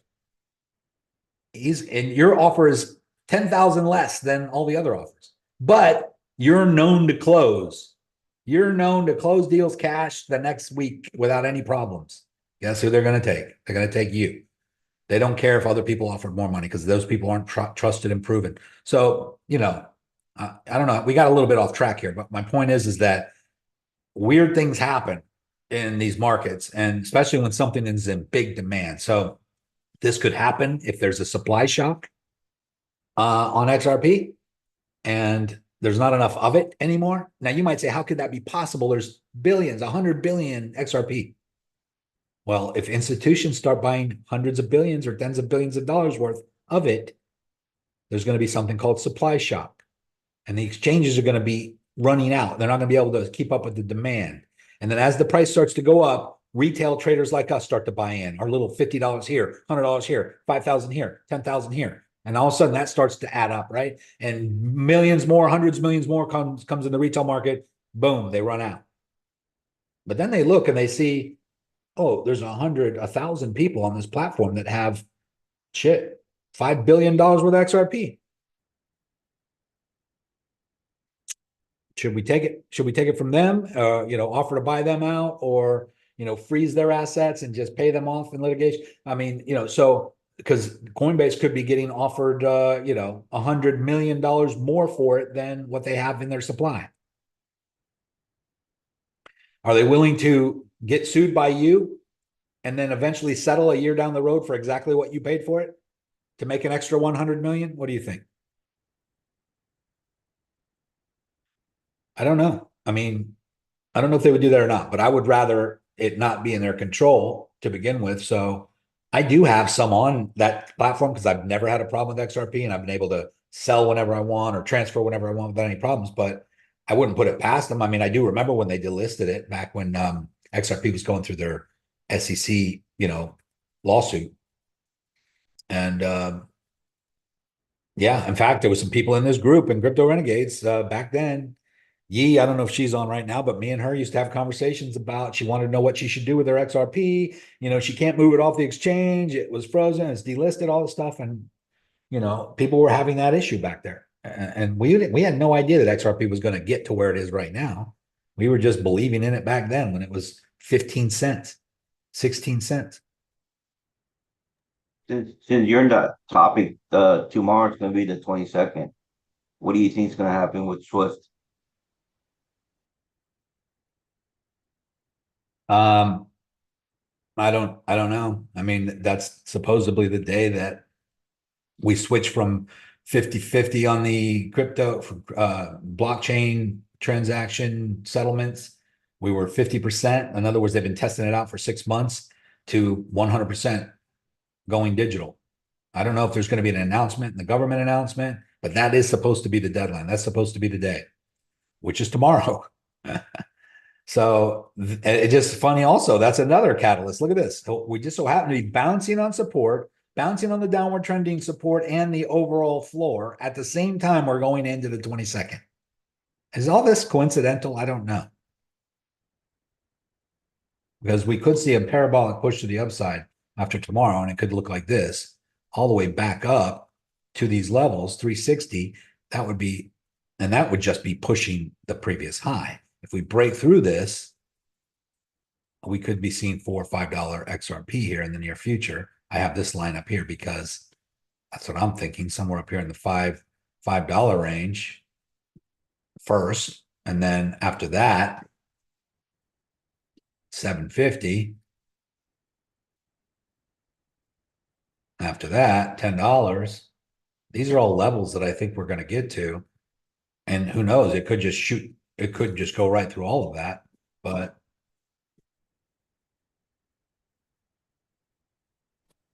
Nico, I had a question. You were talking earlier about Bitcoin maybe staying a little bit stagnant for a little while. If XRP does take off and separate from Bitcoin, do you think that's going to magnify Bitcoin staying stagnant for a longer period of time?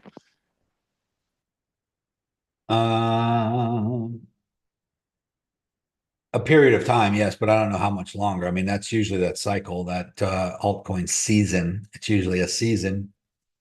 But I don't know if we're going to continue to have these kinds of bull bear market and seasons. I'm not sure how much longer that can last. I don't think that's going to go on forever, where we have bull and bear market cycles and seasons and altcoin seasons. But until it stops doing it, I can only say that it's probably going to do it, right? Like it's only going to, I think we're going to have it until it stops having it. That's like me saying the trend is your friend until the end. Well, when's the end? The end is when the trend is no longer doing the trendy thing. And it's like this channel right here. It's like this downward trending channel. This is going to end when we break out of it. This sideways channel, this is going to end when we break out of it. But until it does, we're bouncing on the floor, we're bouncing on the ceiling, we're bouncing on the floor, we're bouncing on the ceiling. Until it breaks out, that's when this is no longer a sideways channel. That's when this is no longer a downward trend. So I can't say when that's going to happen, but I think it will eventually. I'm just thinking if it does happen that people may pull out of Bitcoin and dump it in XRP and cause Bitcoin. That's happening right now as we speak. That's why we're seeing price dumping. And you might say, yeah, well, it's dumping in XRP too, but I don't know if it is, because we got billions flowing into XRP as we speak, whereas hundreds of millions are coming out of Bitcoin right now as we speak. So yeah, XRP, the price itself looks like it's might be dipping a little bit. Actually, it's bounced quite a bit because it went down to, just in the short term anyway, it went down to 181 or 180, and we went back above the downward trending support that it fell through and hit resistance, went through, and now is bouncing as support. So we'll see. We'll see if it's, but keep in mind, here's the problem. There is a little problem. Even though this came back above this downward line, and it's now retesting as support, it still needs to make a higher high, and then a higher high, and then a higher high. It has to get above these levels. These are previous highs, right?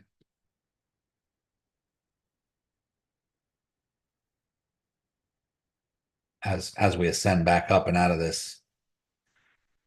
But I think you got 100 billion. How many are on the open market? Anybody know? 100 billion total XRP, maybe 50 billion available on the retail market. It's like 30 billion are available, I think. I'll look it up real quick.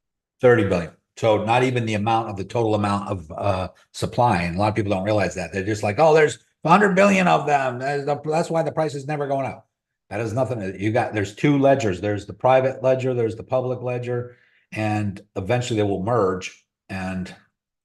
But yeah, a hedge fund could be buying 100 billion or $1 billion worth of XRP from Ripple itself on the private ledger, and that would not affect the price at all of XRP. And you might be saying, well, that's not fair. Well, yeah, but they only have so much of it. And then once they are done, just like with Bitcoin, Grayscale only had so much of it to sell to the hedge funds. Then they had to start buying on the open market on the retail side. And that's when price appreciates drastically. So there's 60 billion on the open market, and Ripple controls the other 40 billion, releasing them gradually to meet demand from institutions. Yeah. There's going to come a time, guys, when the demand is higher than the supply, and that's when we get price shock. We got supply shock, and then huge explosions to the upside. And XRP is it's a utility. It's a peer-to-peer. It's not like a token. So it's gonna go up as they need it to transfer wealth. I mean, to transfer money from peer-to-peer. So might see like $50 at the beginning, and then gradually move up as demand goes up. I agree. Yes. And the demand will move up quick, especially if they have to settle all of the other financial transactions around the world, and they need to settle $2 trillion or $3 trillion a day. Demand could escalate rather quickly in a very short period of time.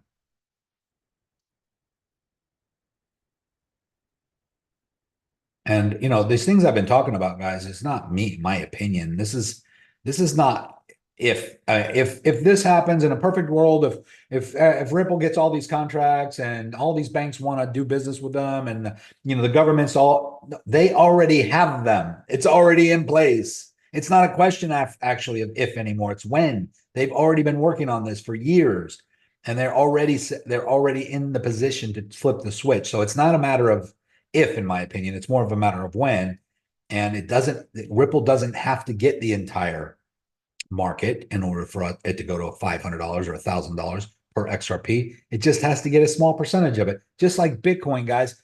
Bitcoin hitting $100,000 from back when it was $12 or $13. You guys remember back when Bitcoin was $13? It wasn't even that long ago.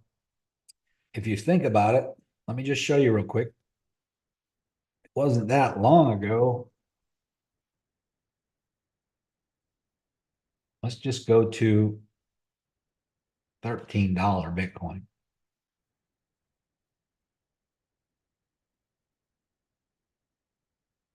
There we go. 15 bucks right here. Now, that was August of 2012.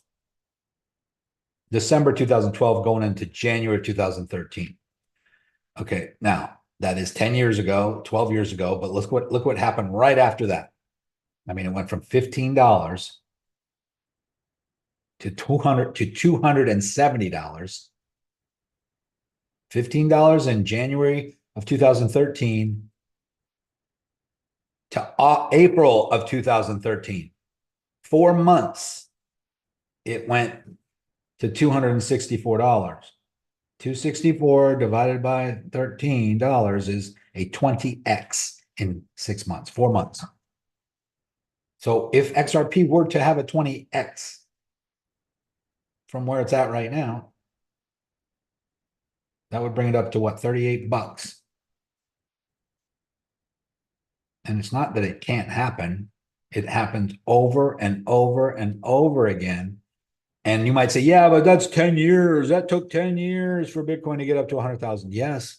But during that 10 years, XRP was there the whole time. XRP started in 2013. But it didn't go up in value because they were stuck in litigation for 8 or 9 years straight, trying to be determined whether it was a security or not. They finally passed all the tests, dropped all the charges, got the green lights. They're okay. They're clear. Conveniently, they have all of these contracts in place. Maybe it was all just bullshit to make us think that there was a problem with it, to keep the price suppressed, because they knew they were going to use it as the major clearing settlement crypto for all of the financial transactions of the world. I don't know. That sounds fantastical, right? I don't know. But all of a sudden, everything's clear and they're getting ready to flip a switch. Could it just be the only thing in history that the average person was able to front run all the institutions and governments, and they kept it low for people to give up on it and say, just get out? And then they drop it down to $1.25 just to shake all the weak hands out before it goes ballistic. They don't mind if some people are like, oh, they're not going to let people get rich. Oh yeah, sure. First of all, how many people are we talking about? In the grand scheme of things, out of 8 billion people on this planet, if there's 1 million people who have XRP, and let's say that those 1 million people own a total of $1 billion worth of XRP. Okay, so there's going to be a handful of people, and some of them have 10 XRP. Some of them have 1,000 XRP. Some of them have 100,000 XRP. So the person who has 100,000 XRP or 50,000 XRP might become a multimillionaire. Maybe one of those people might become a billionaire. Out of all the people in the world, do you think they care about one person becoming a billionaire? No. I don't think so.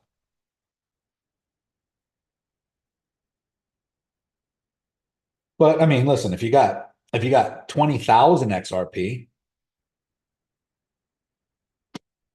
and XRP does go to $2,500 sometime in the future, you got 50 million bucks. You think they care? You think that's going to do anything to the multi-trillion-dollar per day financial institutions and industry? No, it doesn't. In fact, when you have $50 million, you're going to be sought after by the banks to loan you and to help you and to get that money deposited so that they can pay you an interest. And by the way, let's just say you put that into something safe and secure that pays you a measly 5% per year. That's 2.5 million a year for the rest of your life. 208,000 a month. Can you live off that? Because they're going to want for you to stake that. Let's say you got $50 million with XRP. You don't sell it, you borrow against it, or you put it into some type of fund where they just pay you interest on it, sitting there. They use it for whatever they need, their transactional settlements, and they guarantee it. It's backed by, you know, FDIC insured up to a certain amount, whatever, and you get interest paid forever. What most people do is they get $50 million windfall, they go and sell it, and they go buy a mansion, 2 mansions, a yacht, a jet, maybe a bunch of cars, and boom, they're broke. A bunch of cars, and boom, they're broke. I didn't say that twice. I don't know what happened there. So don't do that, because you can borrow against it, and you can buy the mansion, get a mortgage, get 2 mansions, $10 million each for all I care. You got 2 mortgages. You can have the Ferrari, the Lamborghini, the Rolls Royce, if you want all that stuff. Some people don't want to be weighed down by things. Private jet, all of that. And guess what? You can pay for all of it with this amount of monthly income. And never sell and never go through that $50 million. That $50 million will just sit there and spit out 200 grand a month, 2.5 million a year. And that 2.5 million a year can pay all your bills. And you can live like a king and never spend your 50 million.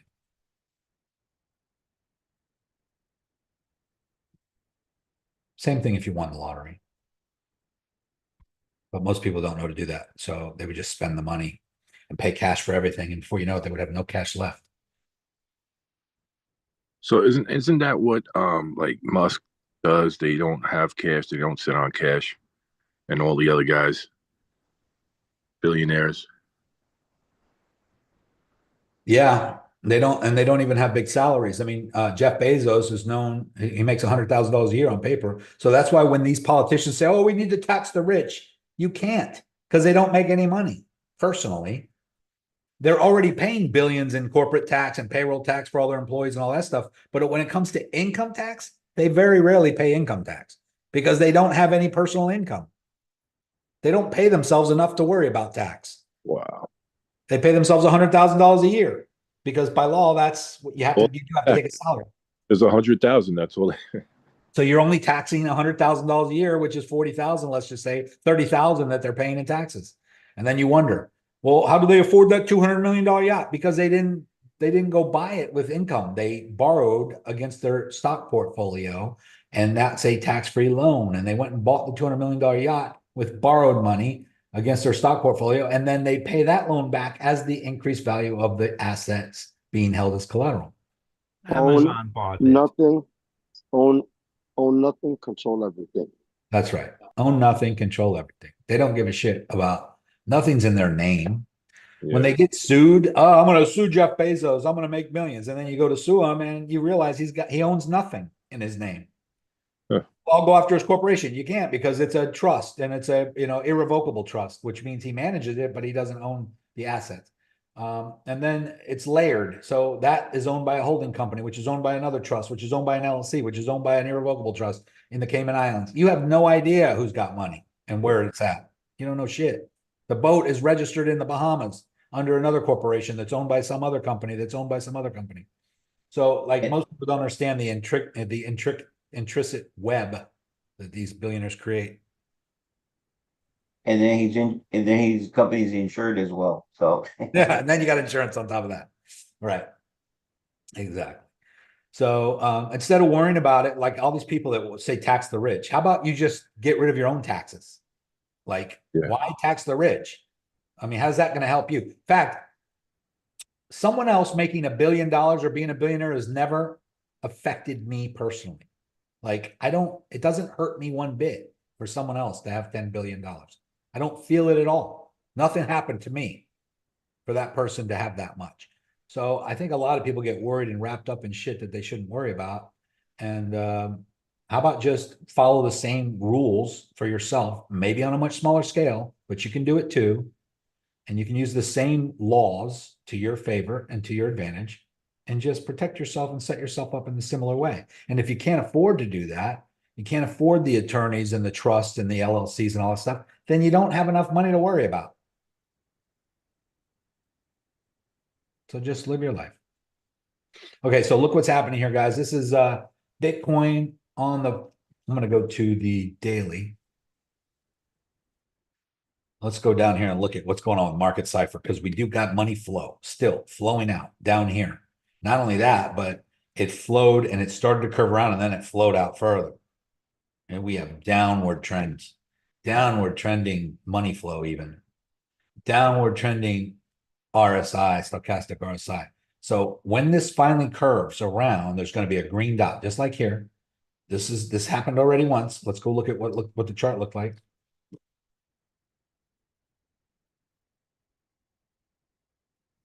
So down here, we were dropping from all-time high of 124.5. We dropped all the way down to 107. Had a red dot up here at 124.5, dropped all the way down to 107, green dot, bounce, climb, climb. Another similar, even back here, boom, boom. This is a little concerning that we have this, even on this money flow chart, it's downward trending. But you can see the money flowing out, and it does look like there might be a little curve here. It never just continues down. Obviously, there's going to come to an end, and we're going to have a bounce, guys. So where's the bounce going to be? Look, this is where it bounced before, right in the area that it's coming down to right now. Here it is at 80K. I mean, we bounced and we're all the way back up here right now, but we came down to 80K. And if we go over and look, this is where it bounced. We had some wicks through a little bit, but we bounced from here. Boom, boom, boom. Wick down below, all the way here, 74.5. That's where we retested and we bounced up. So that's all we have to go by in the most recent times. And so we're getting a bounce right now. What I think is going to happen is the next candle will open. We might go a little higher. And yes, we could come down and hit it again, double bottom, come back up, higher high, come back down, higher low, come back up, W pattern, boom, break to the upside. Just as an example. Right back up to what? 9,900K. Just like it did here. W pattern. Break to the upside. That's exactly what happened. And then consolidation and break up a little higher. So it's either gonna hit 100K, consolidate and break through, and then hold as support like it did here. Break through. By the way, that's 100K.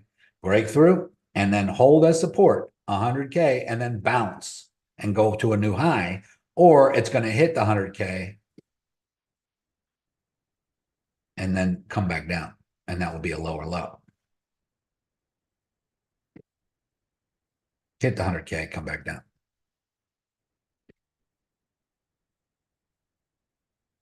That's what I'm envisioning, very similar to what has happened many times over. So I do think a bounce is imminent, guys. That's what I'm saying right now. I think a bounce is imminent. The question is how high will it bounce? We never just keep falling forever. We never just keep going up forever. We usually bounce on something, support or resistance, and we are coming down to support. We hit it right here. Boom. 80K. 80,500 right on the nose. Actually, it was 80,100, I believe. Let's just look.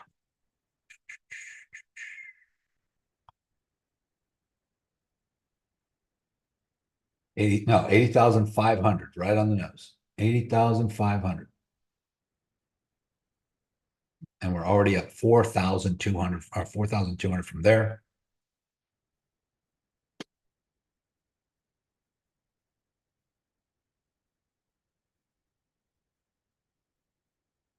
But this is something interesting also. Look at this downward trending channel. I know this is the lower time frame, it's only the hour, but we did have a pretty tight channel. We had lower highs and lower lows. And we bounced on this line. We had a few touch points, and then we broke through, and now we hit it as resistance. So we have not broken back into that channel yet. So if Bitcoin can't even get back above that, then maybe this is not bouncy time yet. Maybe we're going to come down for a lower low all the way down here to that 75 before we finally bounce out and come back up to 100. But we get up here to 100, and if we can't get through that, that'll be this downward trending resistance line here. And that's kind of how I do it, guys. That's how I play it out. I look at all the possible scenarios, and this looks probable to me, especially unless we get back above this 89K right here, which is this orange line that we came below right here, and we held as resistance, and then we dropped further and we held that as resistance. So that to me is just lower lows and lower lows in the short term. We're going into the weekend. Tomorrow we got some announcements. I don't know where it's going to be announced. Tomorrow's Saturday, so I don't know who's going to be announcing what, but we're going into Thanksgiving weekend, holiday, Thanksgiving week rather, sorry. And just stay vigilant, stay on top of it. Keep an eye on the charts. I'm going to let you know what I see, but in the short term, I am long on XRP and short. My long is negative, but I'm waiting for it to bounce and come back up. And this is by the way, guys, this is small. These are small amounts that I'm risking and trading here. So this is just me entering in case if it continues to do something one way or the other, I can add contracts or close it out, whatever, without taking that big of a risk. But it's because these are uncertain times right now. We don't, there is a reason for the drop, but we don't know where the bounce is yet. I'm pretty sure that the only major support that's in the near future is that 74.5 down here. I mean, this level right here, 80 to 84K, 84, 85K. If I go over to the left and look, we have this whole consolidation zone over here. I think Chad calls that the boardroom, right? And we are in the thick of this right now over here. We are down in it. And that is usually where we do get bounces, but it could come down to the bottom of it too, like it did here.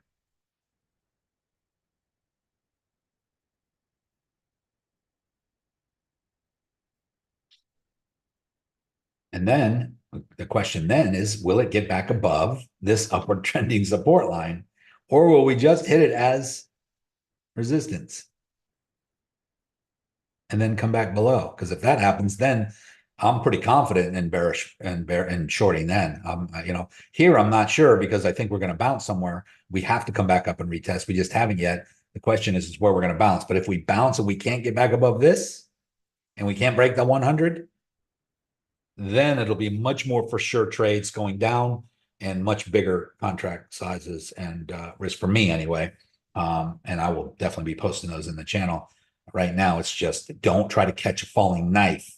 I mean, that's the old saying.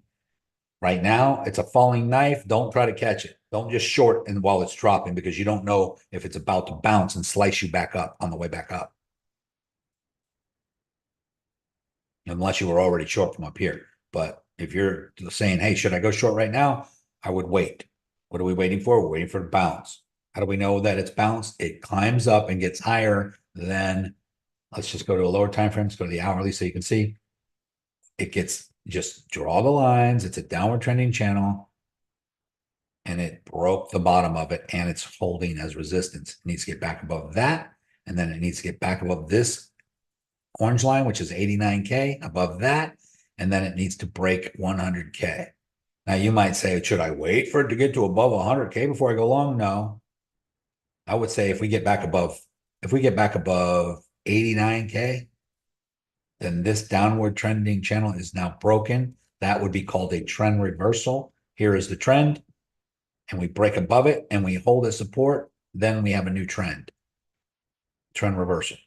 Whoops. And it would look like this.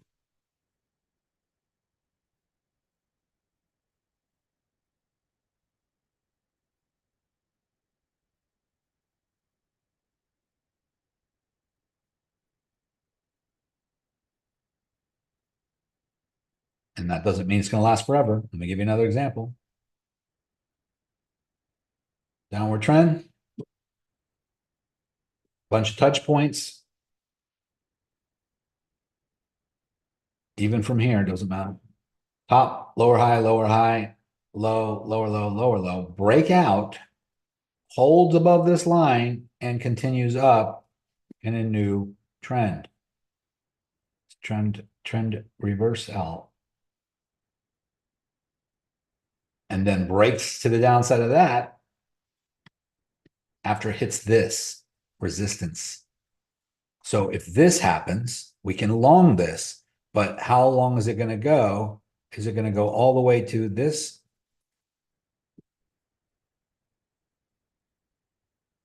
And so once it gets to here, that's 100K.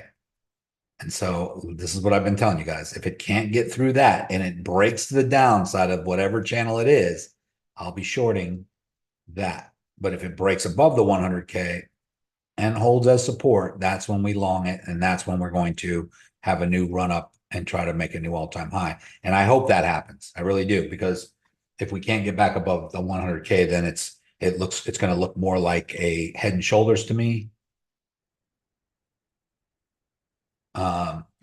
It's going to look like maybe the beginning of possibly further dumping. Just erase everything I just drew.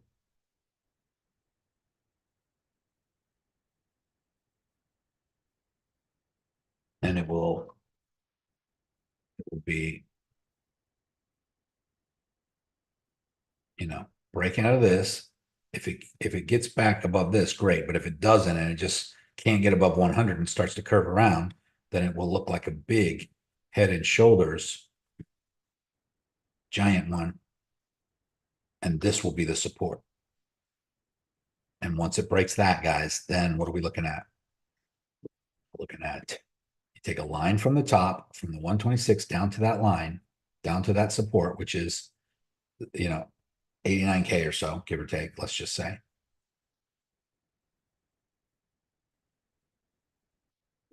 And that could be bear market territory, probably right down to this level. 48K.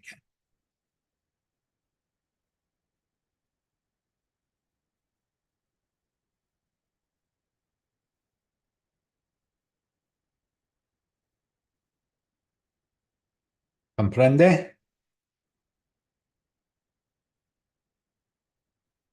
So we're kind of in a wait and see mode right now. Yeah, this was a good session. Thank you. You're welcome. I know some of you like, hey, what can I trade? I want to trade. I want to enter somewhere, guys. We're testing top of the market right now. We're coming into the end, possibly of a season of a bull market territory. We don't know yet. And we're kind of in a precarious place where we're breaking upward trending support. And so we're getting ready to make a decision as to whether we're going to bounce and make a new all-time high, or we're going to short the market. And so it's a good time to be alive. It's exciting. It's a little nerve-wracking, yes. But at the same time, when you see prices drop like this, imagine if you would have shorted at 126 up here, like as soon as we hit an all-time high. And why would you do that? Well, every time we have hit it in the past, we had a big pullback. We hit it in the past, big pullback. Hit it in the past, big pullback. Hit it, big pullback. Hit it, big pullback. Hit it, big pullback. So in the future, don't be scared to, whenever we reach a new all-time high, I think what most people think is, oh, this is it. It's going to go to the moon. No, I mean, it just hit a new all-time high. All-time highs are usually breaking previous all-time high and hitting a certain level. And then there's usually a big consolidation period after that. So that usually is a good time to short, but if you do ever short an all-time high, just make sure you put a stop loss above it in case it does decide to be a runner. There have been times in the past when that has happened where we'll have but you can see you can just see by looking at this, every time we hit an all-time high, boom, we pull back. Even this little one right here, we got a little higher here than here, big pullback. We come all the way up to here, big pullback. We come all the way up to here, big pullback. Come all the way up to here, big pullback. Come all the way up to here, big pullback. All the way up to here, pullback. All the way up to here, pullback. every time, guys. So just know that whenever we pump to a new all-time high and there's a big move to the upside, generally speaking, going to be a big consolidation period. So those are scalpers love that. I love it. That's usually when we short. We just don't know how far it's going to drop until we look at the charts and see where the next support level is. I mean, sometimes it's clear.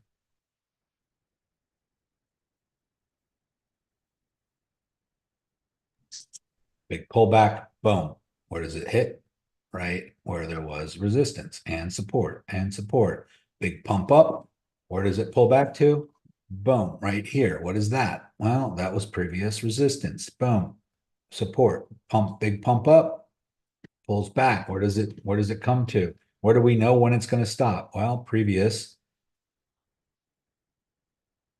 resistance, support, breakthrough, resistance, resistance, support.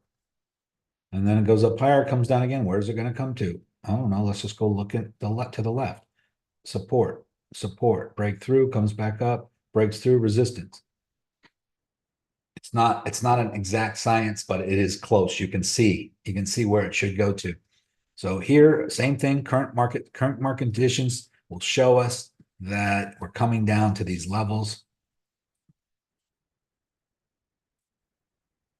And this was the previous resistance. This was the support. And we're kind of in between this support and resistance up here. We had resistance, resistance, support, support, resistance, resistance, breakthrough, support. And then we broke through. Let me get rid of some of this stuff so we can see it clearly.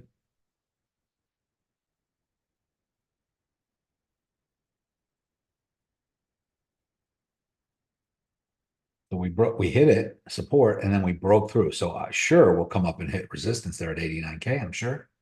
And if we break through that, we'll come back up and maybe hit 96, 97, 98, 99, 100, boom. And either we're going to turn, which is this upward trending previous support, and then that's it. We're going to go down further, or we're going to break through.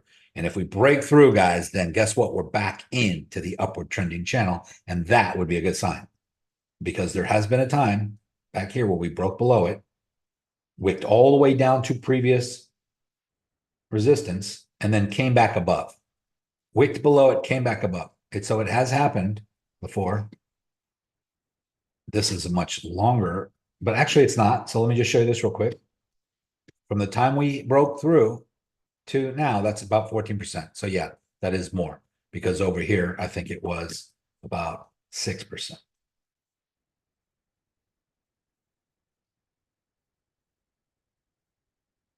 8%. So I know it seems a lot smaller here, but that's close. I mean, it went down almost 9% before coming back up.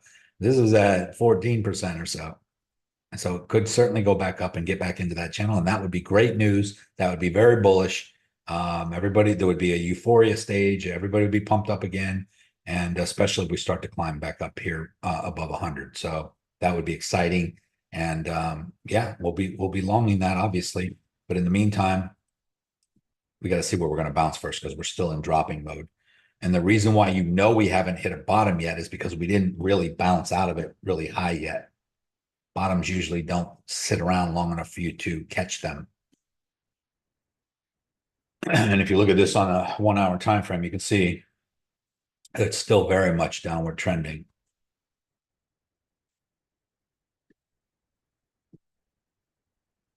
And we're still in this downward trending channel. If we break out of it here and we get through this one, great. But if we just come up and hit this, then we could see lower lows. And then we come up and hit it again, and we could see lower lows all the way down to this 74.5 range. And that would just be a continuation of this. And doesn't that look familiar? Let's go one more time. Let's look at XRP.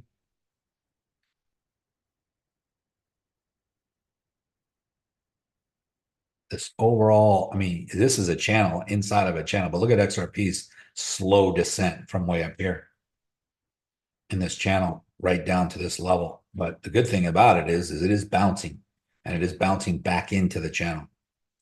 Two channels it fell out of. It fell out of this one and fell out of this one, and then bounced back into it. So that's good. But anyway, guys, we got 2 minutes left, and the onboarding is starting in 2 minutes. So for those of you who are brand new, make sure you get on that call. Bill has put it in the Slack, in the Zoom channel.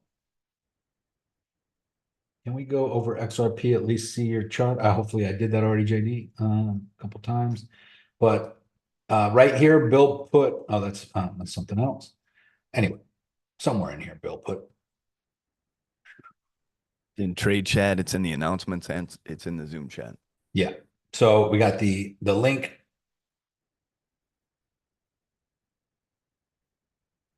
JD says, why not right now? Shouldn't we be long on XRP? You can, but I'm not so sure that the bottom's in. I am long. I have a long and a short open. I'm long right here at 6x leverage with 6,000 contracts, but I'm negative on that trade. It needs to come back up above like $2.10 for me to get back to breaking even. And I think that's going to happen, but is it possible that this happens first, where it goes like this and then double bottoms down here first before? Yeah. So I would just make sure first. So everybody wants to get the best entry, but this is risky to enter down here because this could happen again. So it's better to wait to see if it breaks out of this resistance first, because once that happens, then you know for sure that this downward trend is over. Now you might say, yeah, but my entry won't be as good here. It's still good. But that's more certain. It's more certain because we're no longer in this downtrend anymore. So yeah, your entry here would be better than here, but here is still uncertain. So you run the risk of going negative and losing. Whereas when it comes up here and breaks this previous support and resistance back to the upside and then holds it as support, you're more likely for it to, pump to the upside. So this is just it's safer to wait sometimes. That's all. You don't have to wait. You can go long now, especially if you believe in it, but just make sure that you use lower leverage. Don't risk at all and don't have super high leverage on XRP, because all it has to do is go down to $1.70, $1.75, and you're getting wiped out on that trade. Hey, Nico. Nico, could I ask if you could expand on a question that you were talking about earlier? Yeah, which one? I'm sorry, you disappeared on me. A while back, I saw a video with TJ, and he had purchased a Trezor 5 cold wallet, and I decided to buy that one. I was looking at them, and I decided to go with the one that he had chosen. And I have some XRP on that cold storage wallet, and then I have other infrastructure coins in Coinbase. But I was hearing so much misinformation about Web3 securities, not being able to do stuff back onto the exchange if you put it in cold storage. It was getting confusing, but I don't know what Web3 is. Yeah, Trezor, I believe, is on Web3. Trezor. Yes, that's what I have. I have a Trezor. Yeah, it's classified as Web3, so you're good there. Before I answer your question, let me just remind everybody, if you're on this call and you're brand new, onboarding is starting right now. Bill has shared the link both in this Zoom chat and on the main Discord page in the trade channel and in the announcements channel. So go over there right now. I'm going to end this call shortly anyway, so you don't need to be on here anymore. If you're new, get on the onboarding with Bill. That's more important for you. And for everyone else, I'll go ahead and answer your question here. But Trezor is good. Trezor's good. It's one of the good ones. Nothing wrong with Trezor. Let me just share my screen. So I personally am now using Descent. I like Descent. I like the app. In fact, I'll show it to you. This is like, you guys can see my camera up here. It's just a handheld device. And I have an app. So I go on the app and I can store hundreds of cryptos. But in order for me to deposit and withdraw, I have to sync this with the app and use my thumbprint. It's biometrics in order for it to allow me to deposit or withdraw. If I ever lose this, I can order another one and resync it. If I ever, if something ever happens to me, I have a 12-word seed phrase or a 25-word seed phrase actually that I could give, put it in my will or something like that someone else could eventually access it. If people don't understand how to use these things, they may not ever access it. I might take my crypto with me if something happens to me. I don't know. But these are not problems I try to worry about right now. I try to, I think I'm going to be around for a long time. I hope I can, experience the huge, massive gains of all the crypto and be able to take it out someday. But in the meantime, Trezor, very similar. It's I don't know if Trezor's biometric, but I know the one that I'm using now, which is Decent, which, by the way, I did put a link in our official links channel right here, biometric security in your hands. You don't have to use it. You can use whatever you want, but I do have a link here just so that you guys, because a lot of people ask me which one I use. And if you order, this one, if you just click on it, it'll take you to their platform, their website. Nico, didn't you hear they're accepting crypto in the afterlife? Oh, it's not even working right now. Say that again. They're accepting crypto in the afterlife. Oh yeah, I'm sure. Hey Nico, I used your link and I went to the website. They're actually giving $50 off right now for Black Friday, so it cost me $109. Awesome. I don't know why it's not working when I click on it. That's interesting. Oh, it's just Nico, when you get a sec, I have a pending request. I sent you a DM, and I didn't know when you get a sec, could you approve that? Wasn't sure if my message went through. Is that Sam? Jason, sorry. Oh, I don't see any message. I only saw one. It was from Sam. Jason. Oh, I might have already had him. I already requested. Sorry, I think I responded to you, didn't I? I didn't get a message response. That's right. It was just the thing about watching your videos and everything. You said send a DM. Oh yeah. I got it, and I responded to you, but I guess I got to accept your request first or something. Oh, okay. Yeah. Thank you. I appreciate it. Yeah, no problem. Thank you. Have a good Thanksgiving. Yeah, you too. And I appreciate you guys for doing that. I mean, you don't have to do that. When I share in the Discord in my Signals channel. Oh, I thought I was sharing my screen. Hold on. Let me go back. When I share in the Signals channel that I have a new YouTube video or something like that, you guys are more than welcome to. Well, I mean, first of all, if you go and look at it and watch the video and comment, it definitely helps the channel out. I appreciate it. You don't have to do it, but what I'm asking you to do, if you do it, is just send me a message, send me a DM letting me know that you did. And usually I'll post something like this for my YouTube helpers if you get a sec, and I'll circle the video. This is the most recent one. And I don't give you a link to the video because I want you to go to YouTube and actually search it and then find my page and then like it and then watch it, because that helps the YouTube algorithms. And so that's been very helpful. And if you send me a DM letting me know you did it, just include your IUD, your Phemex IUD. I'm kind of randomly rewarding people and sending little bits. It's nothing extraordinary, guys. Just little helper money, just a little Bitcoin or crypto or something like that. And by the way, it's not a bribe. Do it because you want to help. Don't do it for the money. Okay. If you don't want to help, don't do it. If you're doing it just for the money, don't get mad if you don't get it right away, because sometimes it takes me a few weeks to get around to everybody because I got a ton of messages. But it'll come, and it'll just be a small amount, but it'll just be an appreciation. Thank you for helping. And I totally appreciate it. And hopefully you learn something from watching the video too. Don't just do it just for that. Literally watch it, because trying to help people at the same time, trying to build the channel up. But so Nico, can you say that again? What do you need help with? Say again. Sorry. What can I help you with? Can you repeat what you need help with? Yeah, whenever I post a new YouTube channel, it goes. Hold on one second. Let me just pull it up. I let everybody know in the group to head over to my YouTube and give me a like or comment or something on that particular video that I post. It's not a big deal. Okay. It's just something that's helpful. And let me hold on one second. Uno momento, por favor. Over here. This is the YouTube channel. And so you just go to YouTube, search my name, and then come to videos, and you can, like or comment. It looks like, I get sometimes, anywhere from 500 to 1,000 views, and a lot of people commenting, even a lot of people that are not in our mastermind, but you guys helping out does help things tremendously. So I appreciate that. A lot of these comments from everyday people out there watching, but also mastermind members. And see some from podcasts that I've been on. This guy was on trading, heard me from the podcast.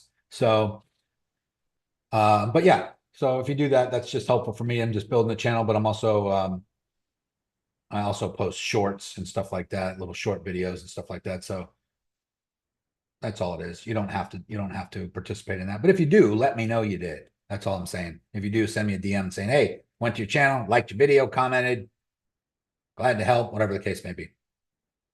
And then, you know, either I might send you something for helping. Yeah, no, Nico, I shared it with a bunch of people. Awesome. It's a really great video. Awesome. Thank you. I appreciate it.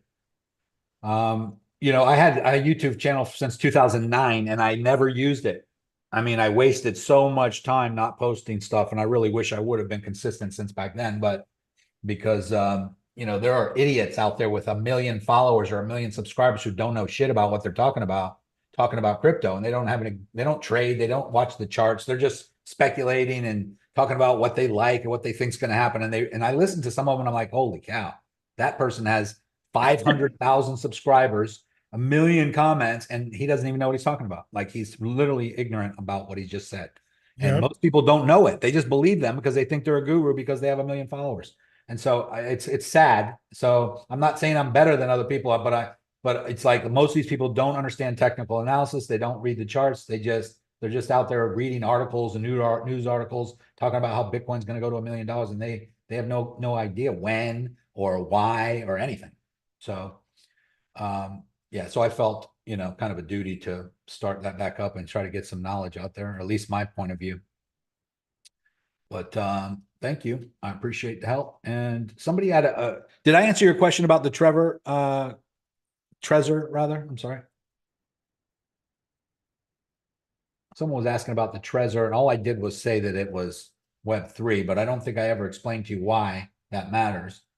What you want is you want to be able to connect to a platform. You want to be able to sell when the time comes, right? You want to be able to move your crypto from your Trezor, from your Decent app back to a centralized exchange or another decentralized platform when the time comes, right? And so Web3 just means it just basically means it's a hardware wallet that that can interact with other Web3 based platforms, which is everything pretty much, right? So you don't want one of those old cold wallets that is totally offline, or what they call, I forget what it's called. I'm not saying it's not safe, but I'm just saying that you could be stuck. You could be in a situation where no platform will take a transfer from that wallet to their platform if the time comes, unless it's classified as Web3. There is a more technical explanation, but you can Google that if you really want to know the exact details. But Trezor is safe. Trezor is a good one. It's one of the top ones. Now, like Coinbase wallet, or Base rather, is okay. Coinbase. Oh, you're talking about Coinbase wallet? Yeah. I mean, it's still. Anybody else want to expound on that? I mean, there's some people out there that may know a little bit more than I do, but Coinbase wallet is like MetaMask, or it's a hot wallet, right? It's still controlled by Coinbase. Technically speaking, you know, there's the old saying, not your keys, not your crypto. It's kind of like the cash that you have at the bank. It's safe to a certain degree. I mean, Coinbase is a publicly traded company on the New York Stock Exchange. Chances are they're not trying to defraud you or rip you off, but they could if they wanted to. Or let's say they were sued, or let's say they filed bankruptcy or Chapter 13 and they were tied up in litigation for 6 months or a year. Your crypto would be out of reach. You would not be able to log in and access it. Gotcha. You'd have to wait through all that problem, right? So that's the problem with it. Does that mean it's ever going to happen? Not necessarily. No, you might not ever have a problem with them. So that would be a good third level. I'm not at that level, but that would be a good third level to put excess and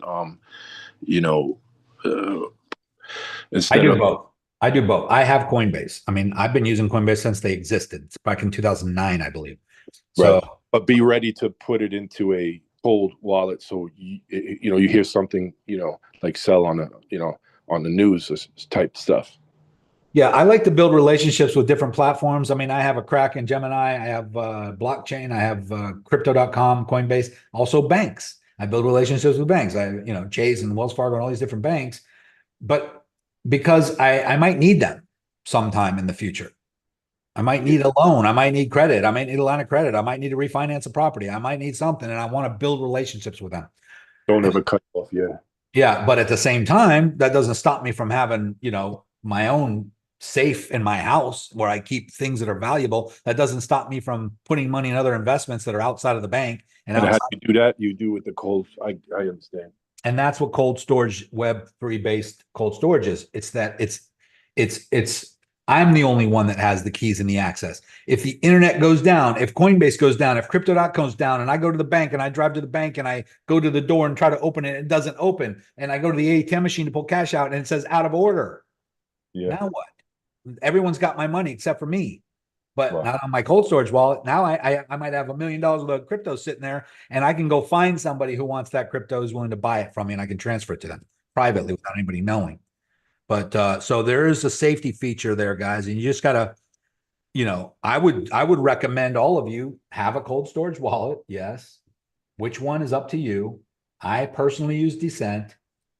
It's the latest, highest grade technology. There probably will be a quantum one coming soon to prevent against quantum computing that could possibly hack everything. Who knows what's in the future, right? Zombie apocalypse, all things are possible, I guess, but I don't try to worry about the most worst case scenarios. So just do as good as you can do, get the best as you can get. Just Google top 10 Web3 based cold storage wallets and you'll see a list of them. In fact, I don't recommend that base wallet. I have one right now and I've got $75,000 in it and I can't take it out.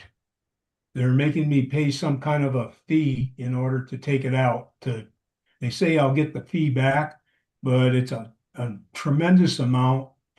And I wasn't able to pay it, and they're charging me $45 an hour, 24 hours a day right now. Wait, who's this?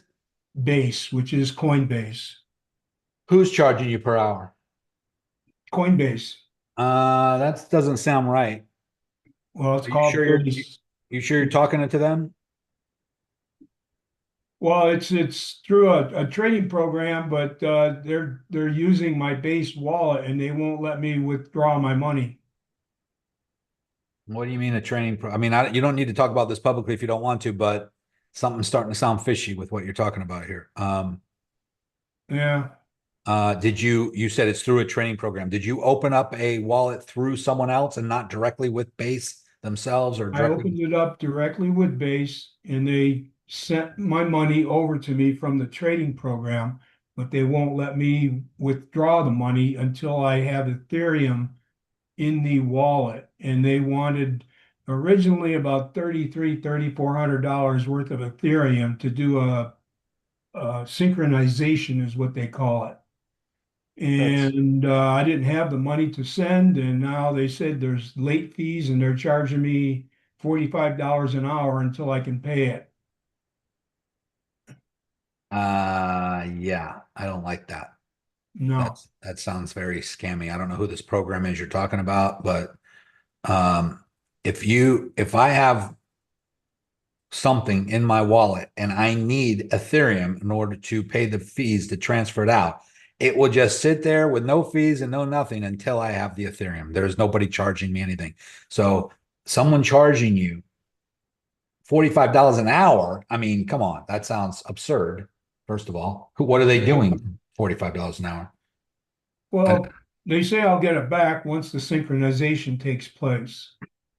I'll get it all. I'll get all the fees back, refundable. But who's charging the fee? You're saying Bases or this company is?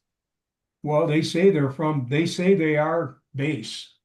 Here's what I would recommend you do, Russ, is book a call with Bill or ask Bill in the help desk to look into this with you and for you, because I don't want you to get scammed, my friend. I don't know if it's a scam or not. It just doesn't sounds fishy. I don't know of any platform that would ever do that, to be honest with you. And definitely Coinbase and Coinbase Pro and Coinbase Wallet, they would not. So if it's some other company, you said training program, Who, I mean, if you want to share who the training program Not is, trading. I said TRADING. but you said trading program. Are you talking about? Yes, it's a trading platform. Yes. And I made some money trading through them, What do you say? and Okay. they're sending me the money, but they required me to get a base wallet. Anybody trade on Base or trade on Coinbase Pro? Anybody? Yes, normally when you trade there, you need to use it or Solana because you cannot just trade with USDC Right. like that. And Is whatever coin you want to buy or sell, you have to convert, like you transfer from Ethereum to that coin. And if you want to sell the coin itself, you have to transfer it back to the one that support it, either Ethereum or Solana, whatever it support, but most of the time it's it. And then you transfer it to Coinbase itself to put it to USDC so you can get the money. And of course, it will come with some fees. This is USDT on the ETH chain. But I understand you need ETH for gas fees, but why do you need that much? I don't know. That's how it works. Oh. So that makes sense to you, Rose, what he's talking about? Yes, that's how it's work. You need, but there's certain time the gas fee it's lower. You can be checking, and then you pay less because if you go when there is a lot of transaction and a lot of volume, that you will pay more. You can still check, but you need to need pay. over $3,000 in gas fees in order to withdraw. Yes, this amount you talk about, you have on, you will have to pay that amount, unfortunately. Okay. Yeah. And you have to change it to it, and then from it now you have to like copy your wallet if you want to transfer it to Coinbase or whatever platform you want to use, and then you need to transfer the it there, and then from there you can change it to USDC or USDT either, and then you cash it out. That's how you do it. You will pay a lot of fees, gas fees, and that's how it's worked with the wallet.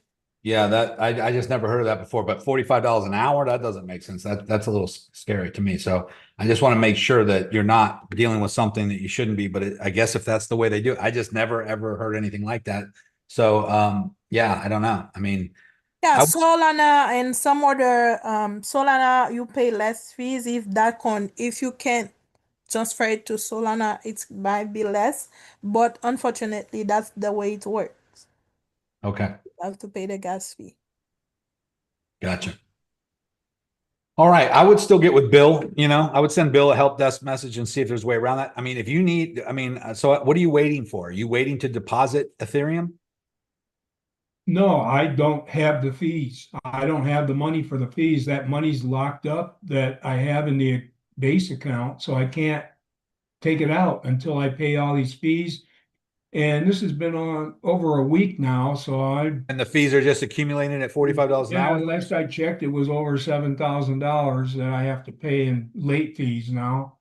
So it's just getting worse by the hour. All right. That still, to me, I don't care what Rose says. That sounds scammy and fishy to me. I've never seen anything like that before.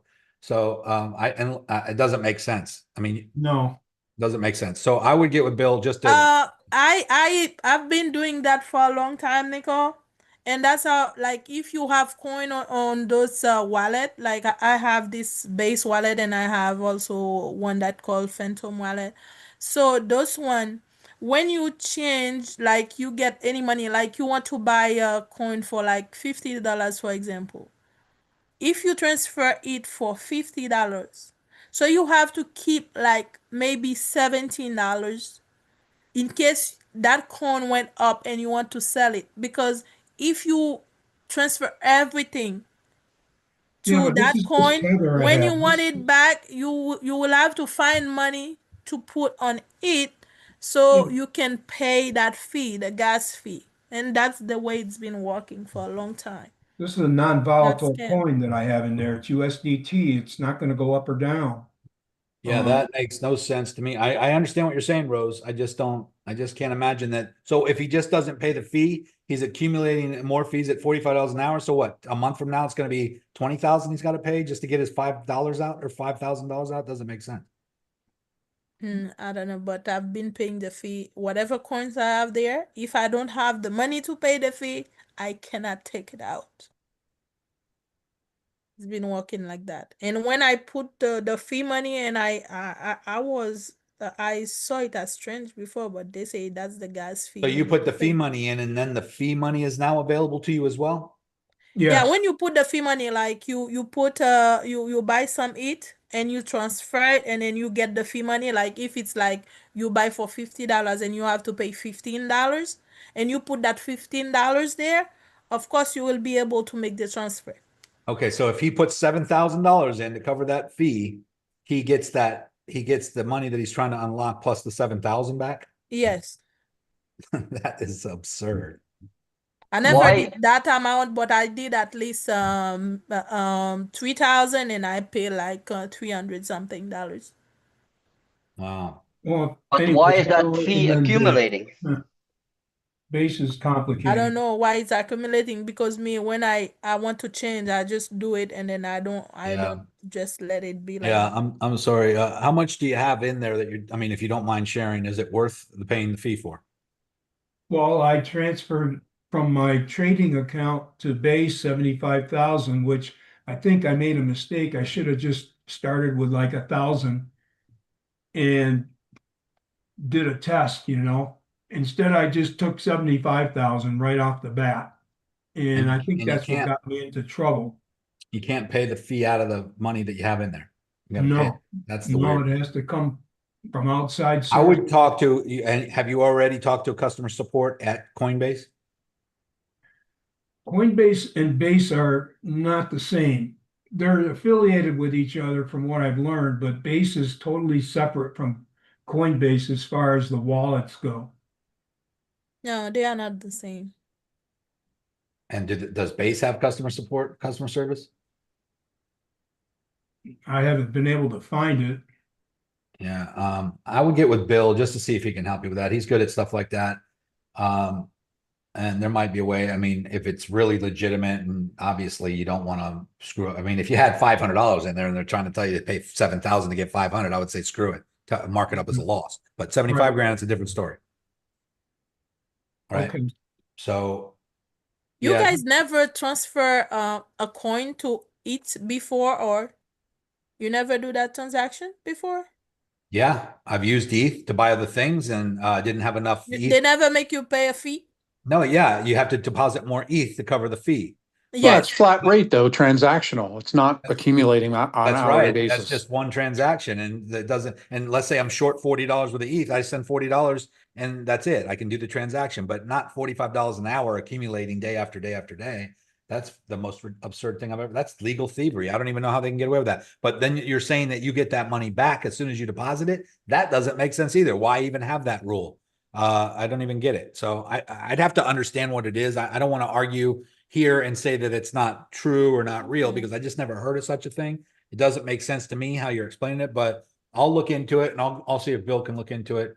I've just never experienced that. Nico, can I share kind of a story I had? Because I think it might give some confidence, like maybe give some light, shed some light on it. So I've been scammed before. I mean, I think we all have it to some degree. And luckily it wasn't anything too crazy, but there was a platform that I was doing what they call I forget the exact concept.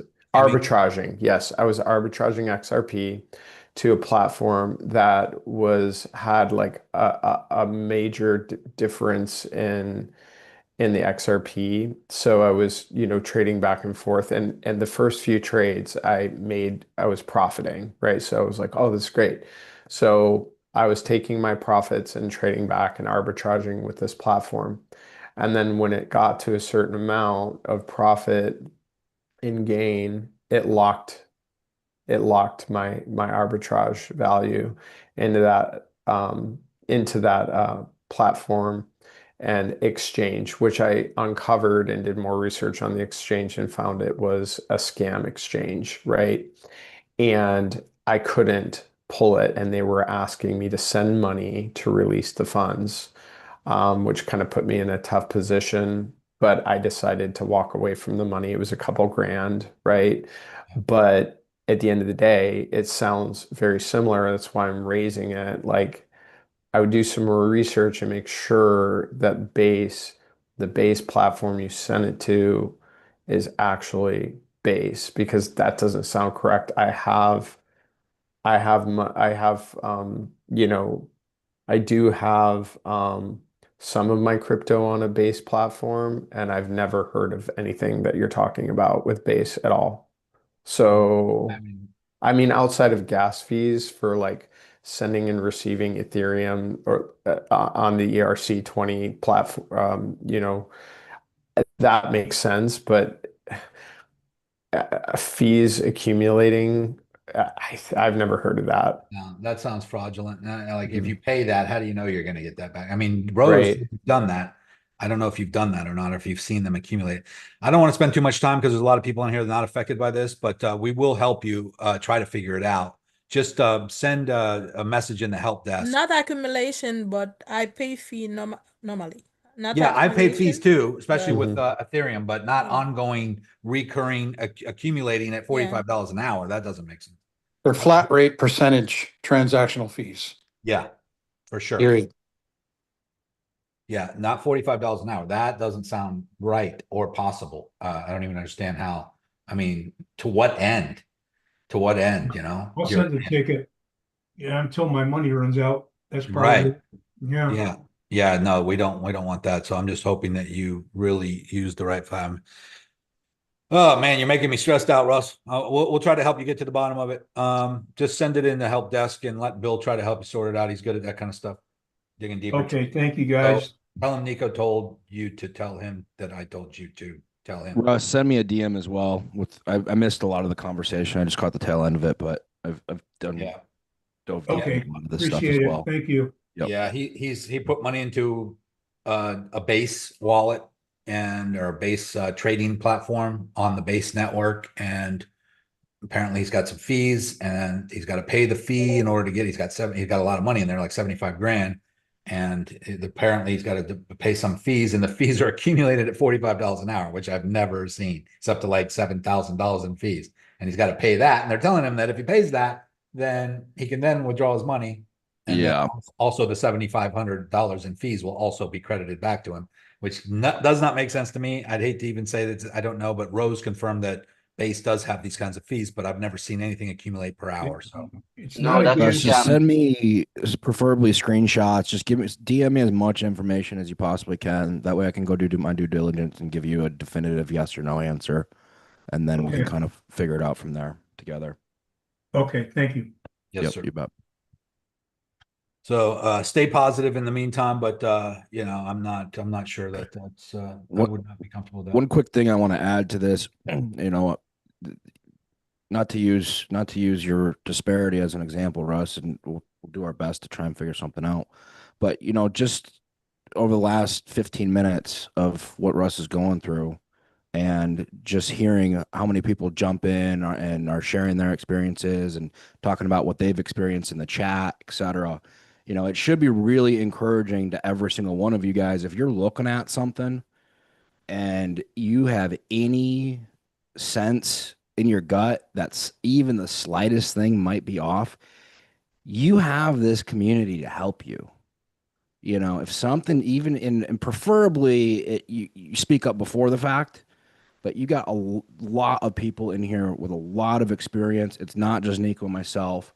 And as you can see, every single person here is here to help. Every single person in this group cares about the community. They care about the members next to them, even though none of us have even met each other in person. This is genuinely like the Crypto Renegades family. It's very, very tight knit. You have that community and that support. If anything comes up, you're just like, I don't know, man. Just ask. You got people here to help you. And to even add to that, try to ask before you do the thing, before you send the money, before you, if you're not sure, or you, even if you like it and it looks good, ask anyway. Hey, I'm getting ready to do this thing. It looks really good. Is it real? I just want to run it by you guys first before I send the money. Please do that first, guys. Let us at least vet these things for you, especially if we've never heard of it or seen it before. It'll help you a lot, save you a lot of headache. I don't know if you did that, Russ, before you joined our group or not, but we don't recommend base. I mean, I don't use base for anything. I just trade on Phemex, but. All right, guys, we're going to wrap it up here. It's 2:30. We've been on for 2 hours and 30 minutes. Right now, we're just slow bouncing, slow grinding down a little bit.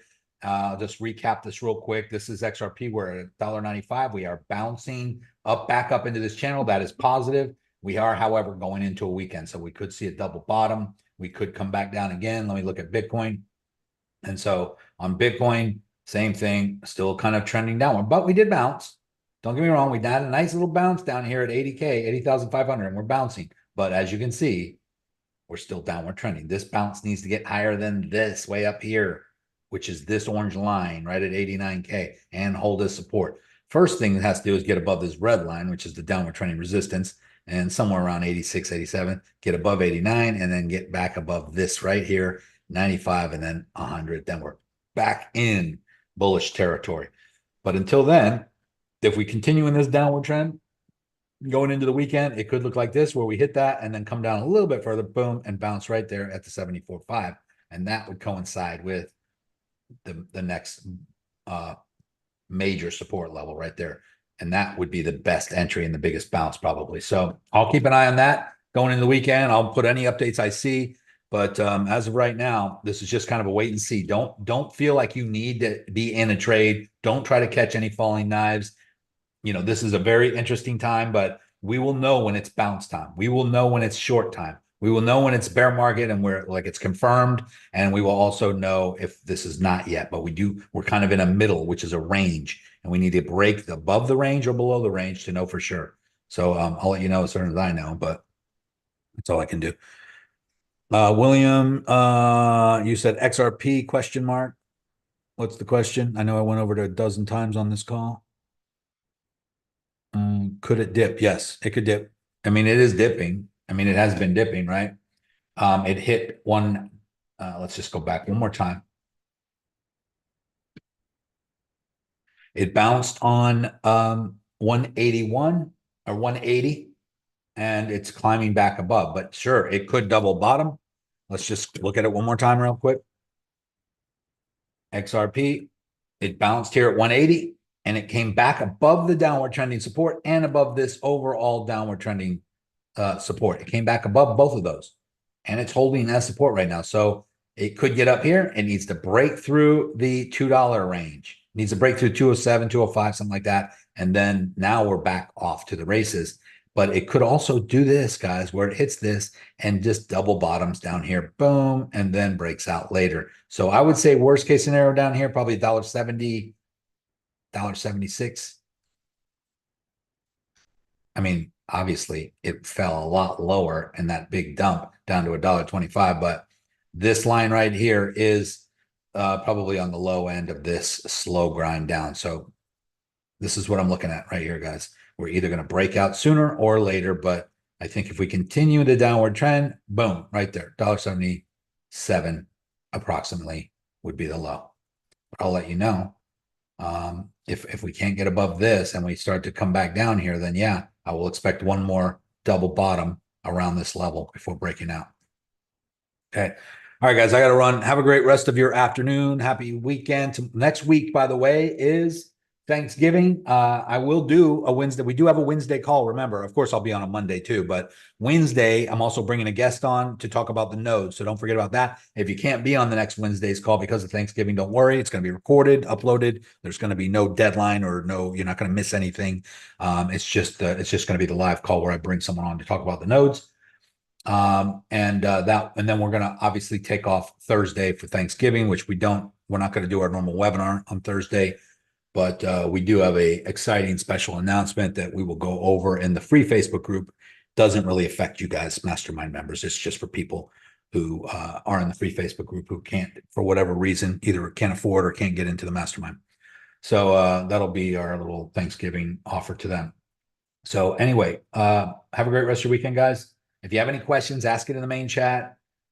And if it's urgent or whatever, Russell, anybody else with the problem, send a DM to myself or Chad. Chad will help research that and see what we can do to help you with that.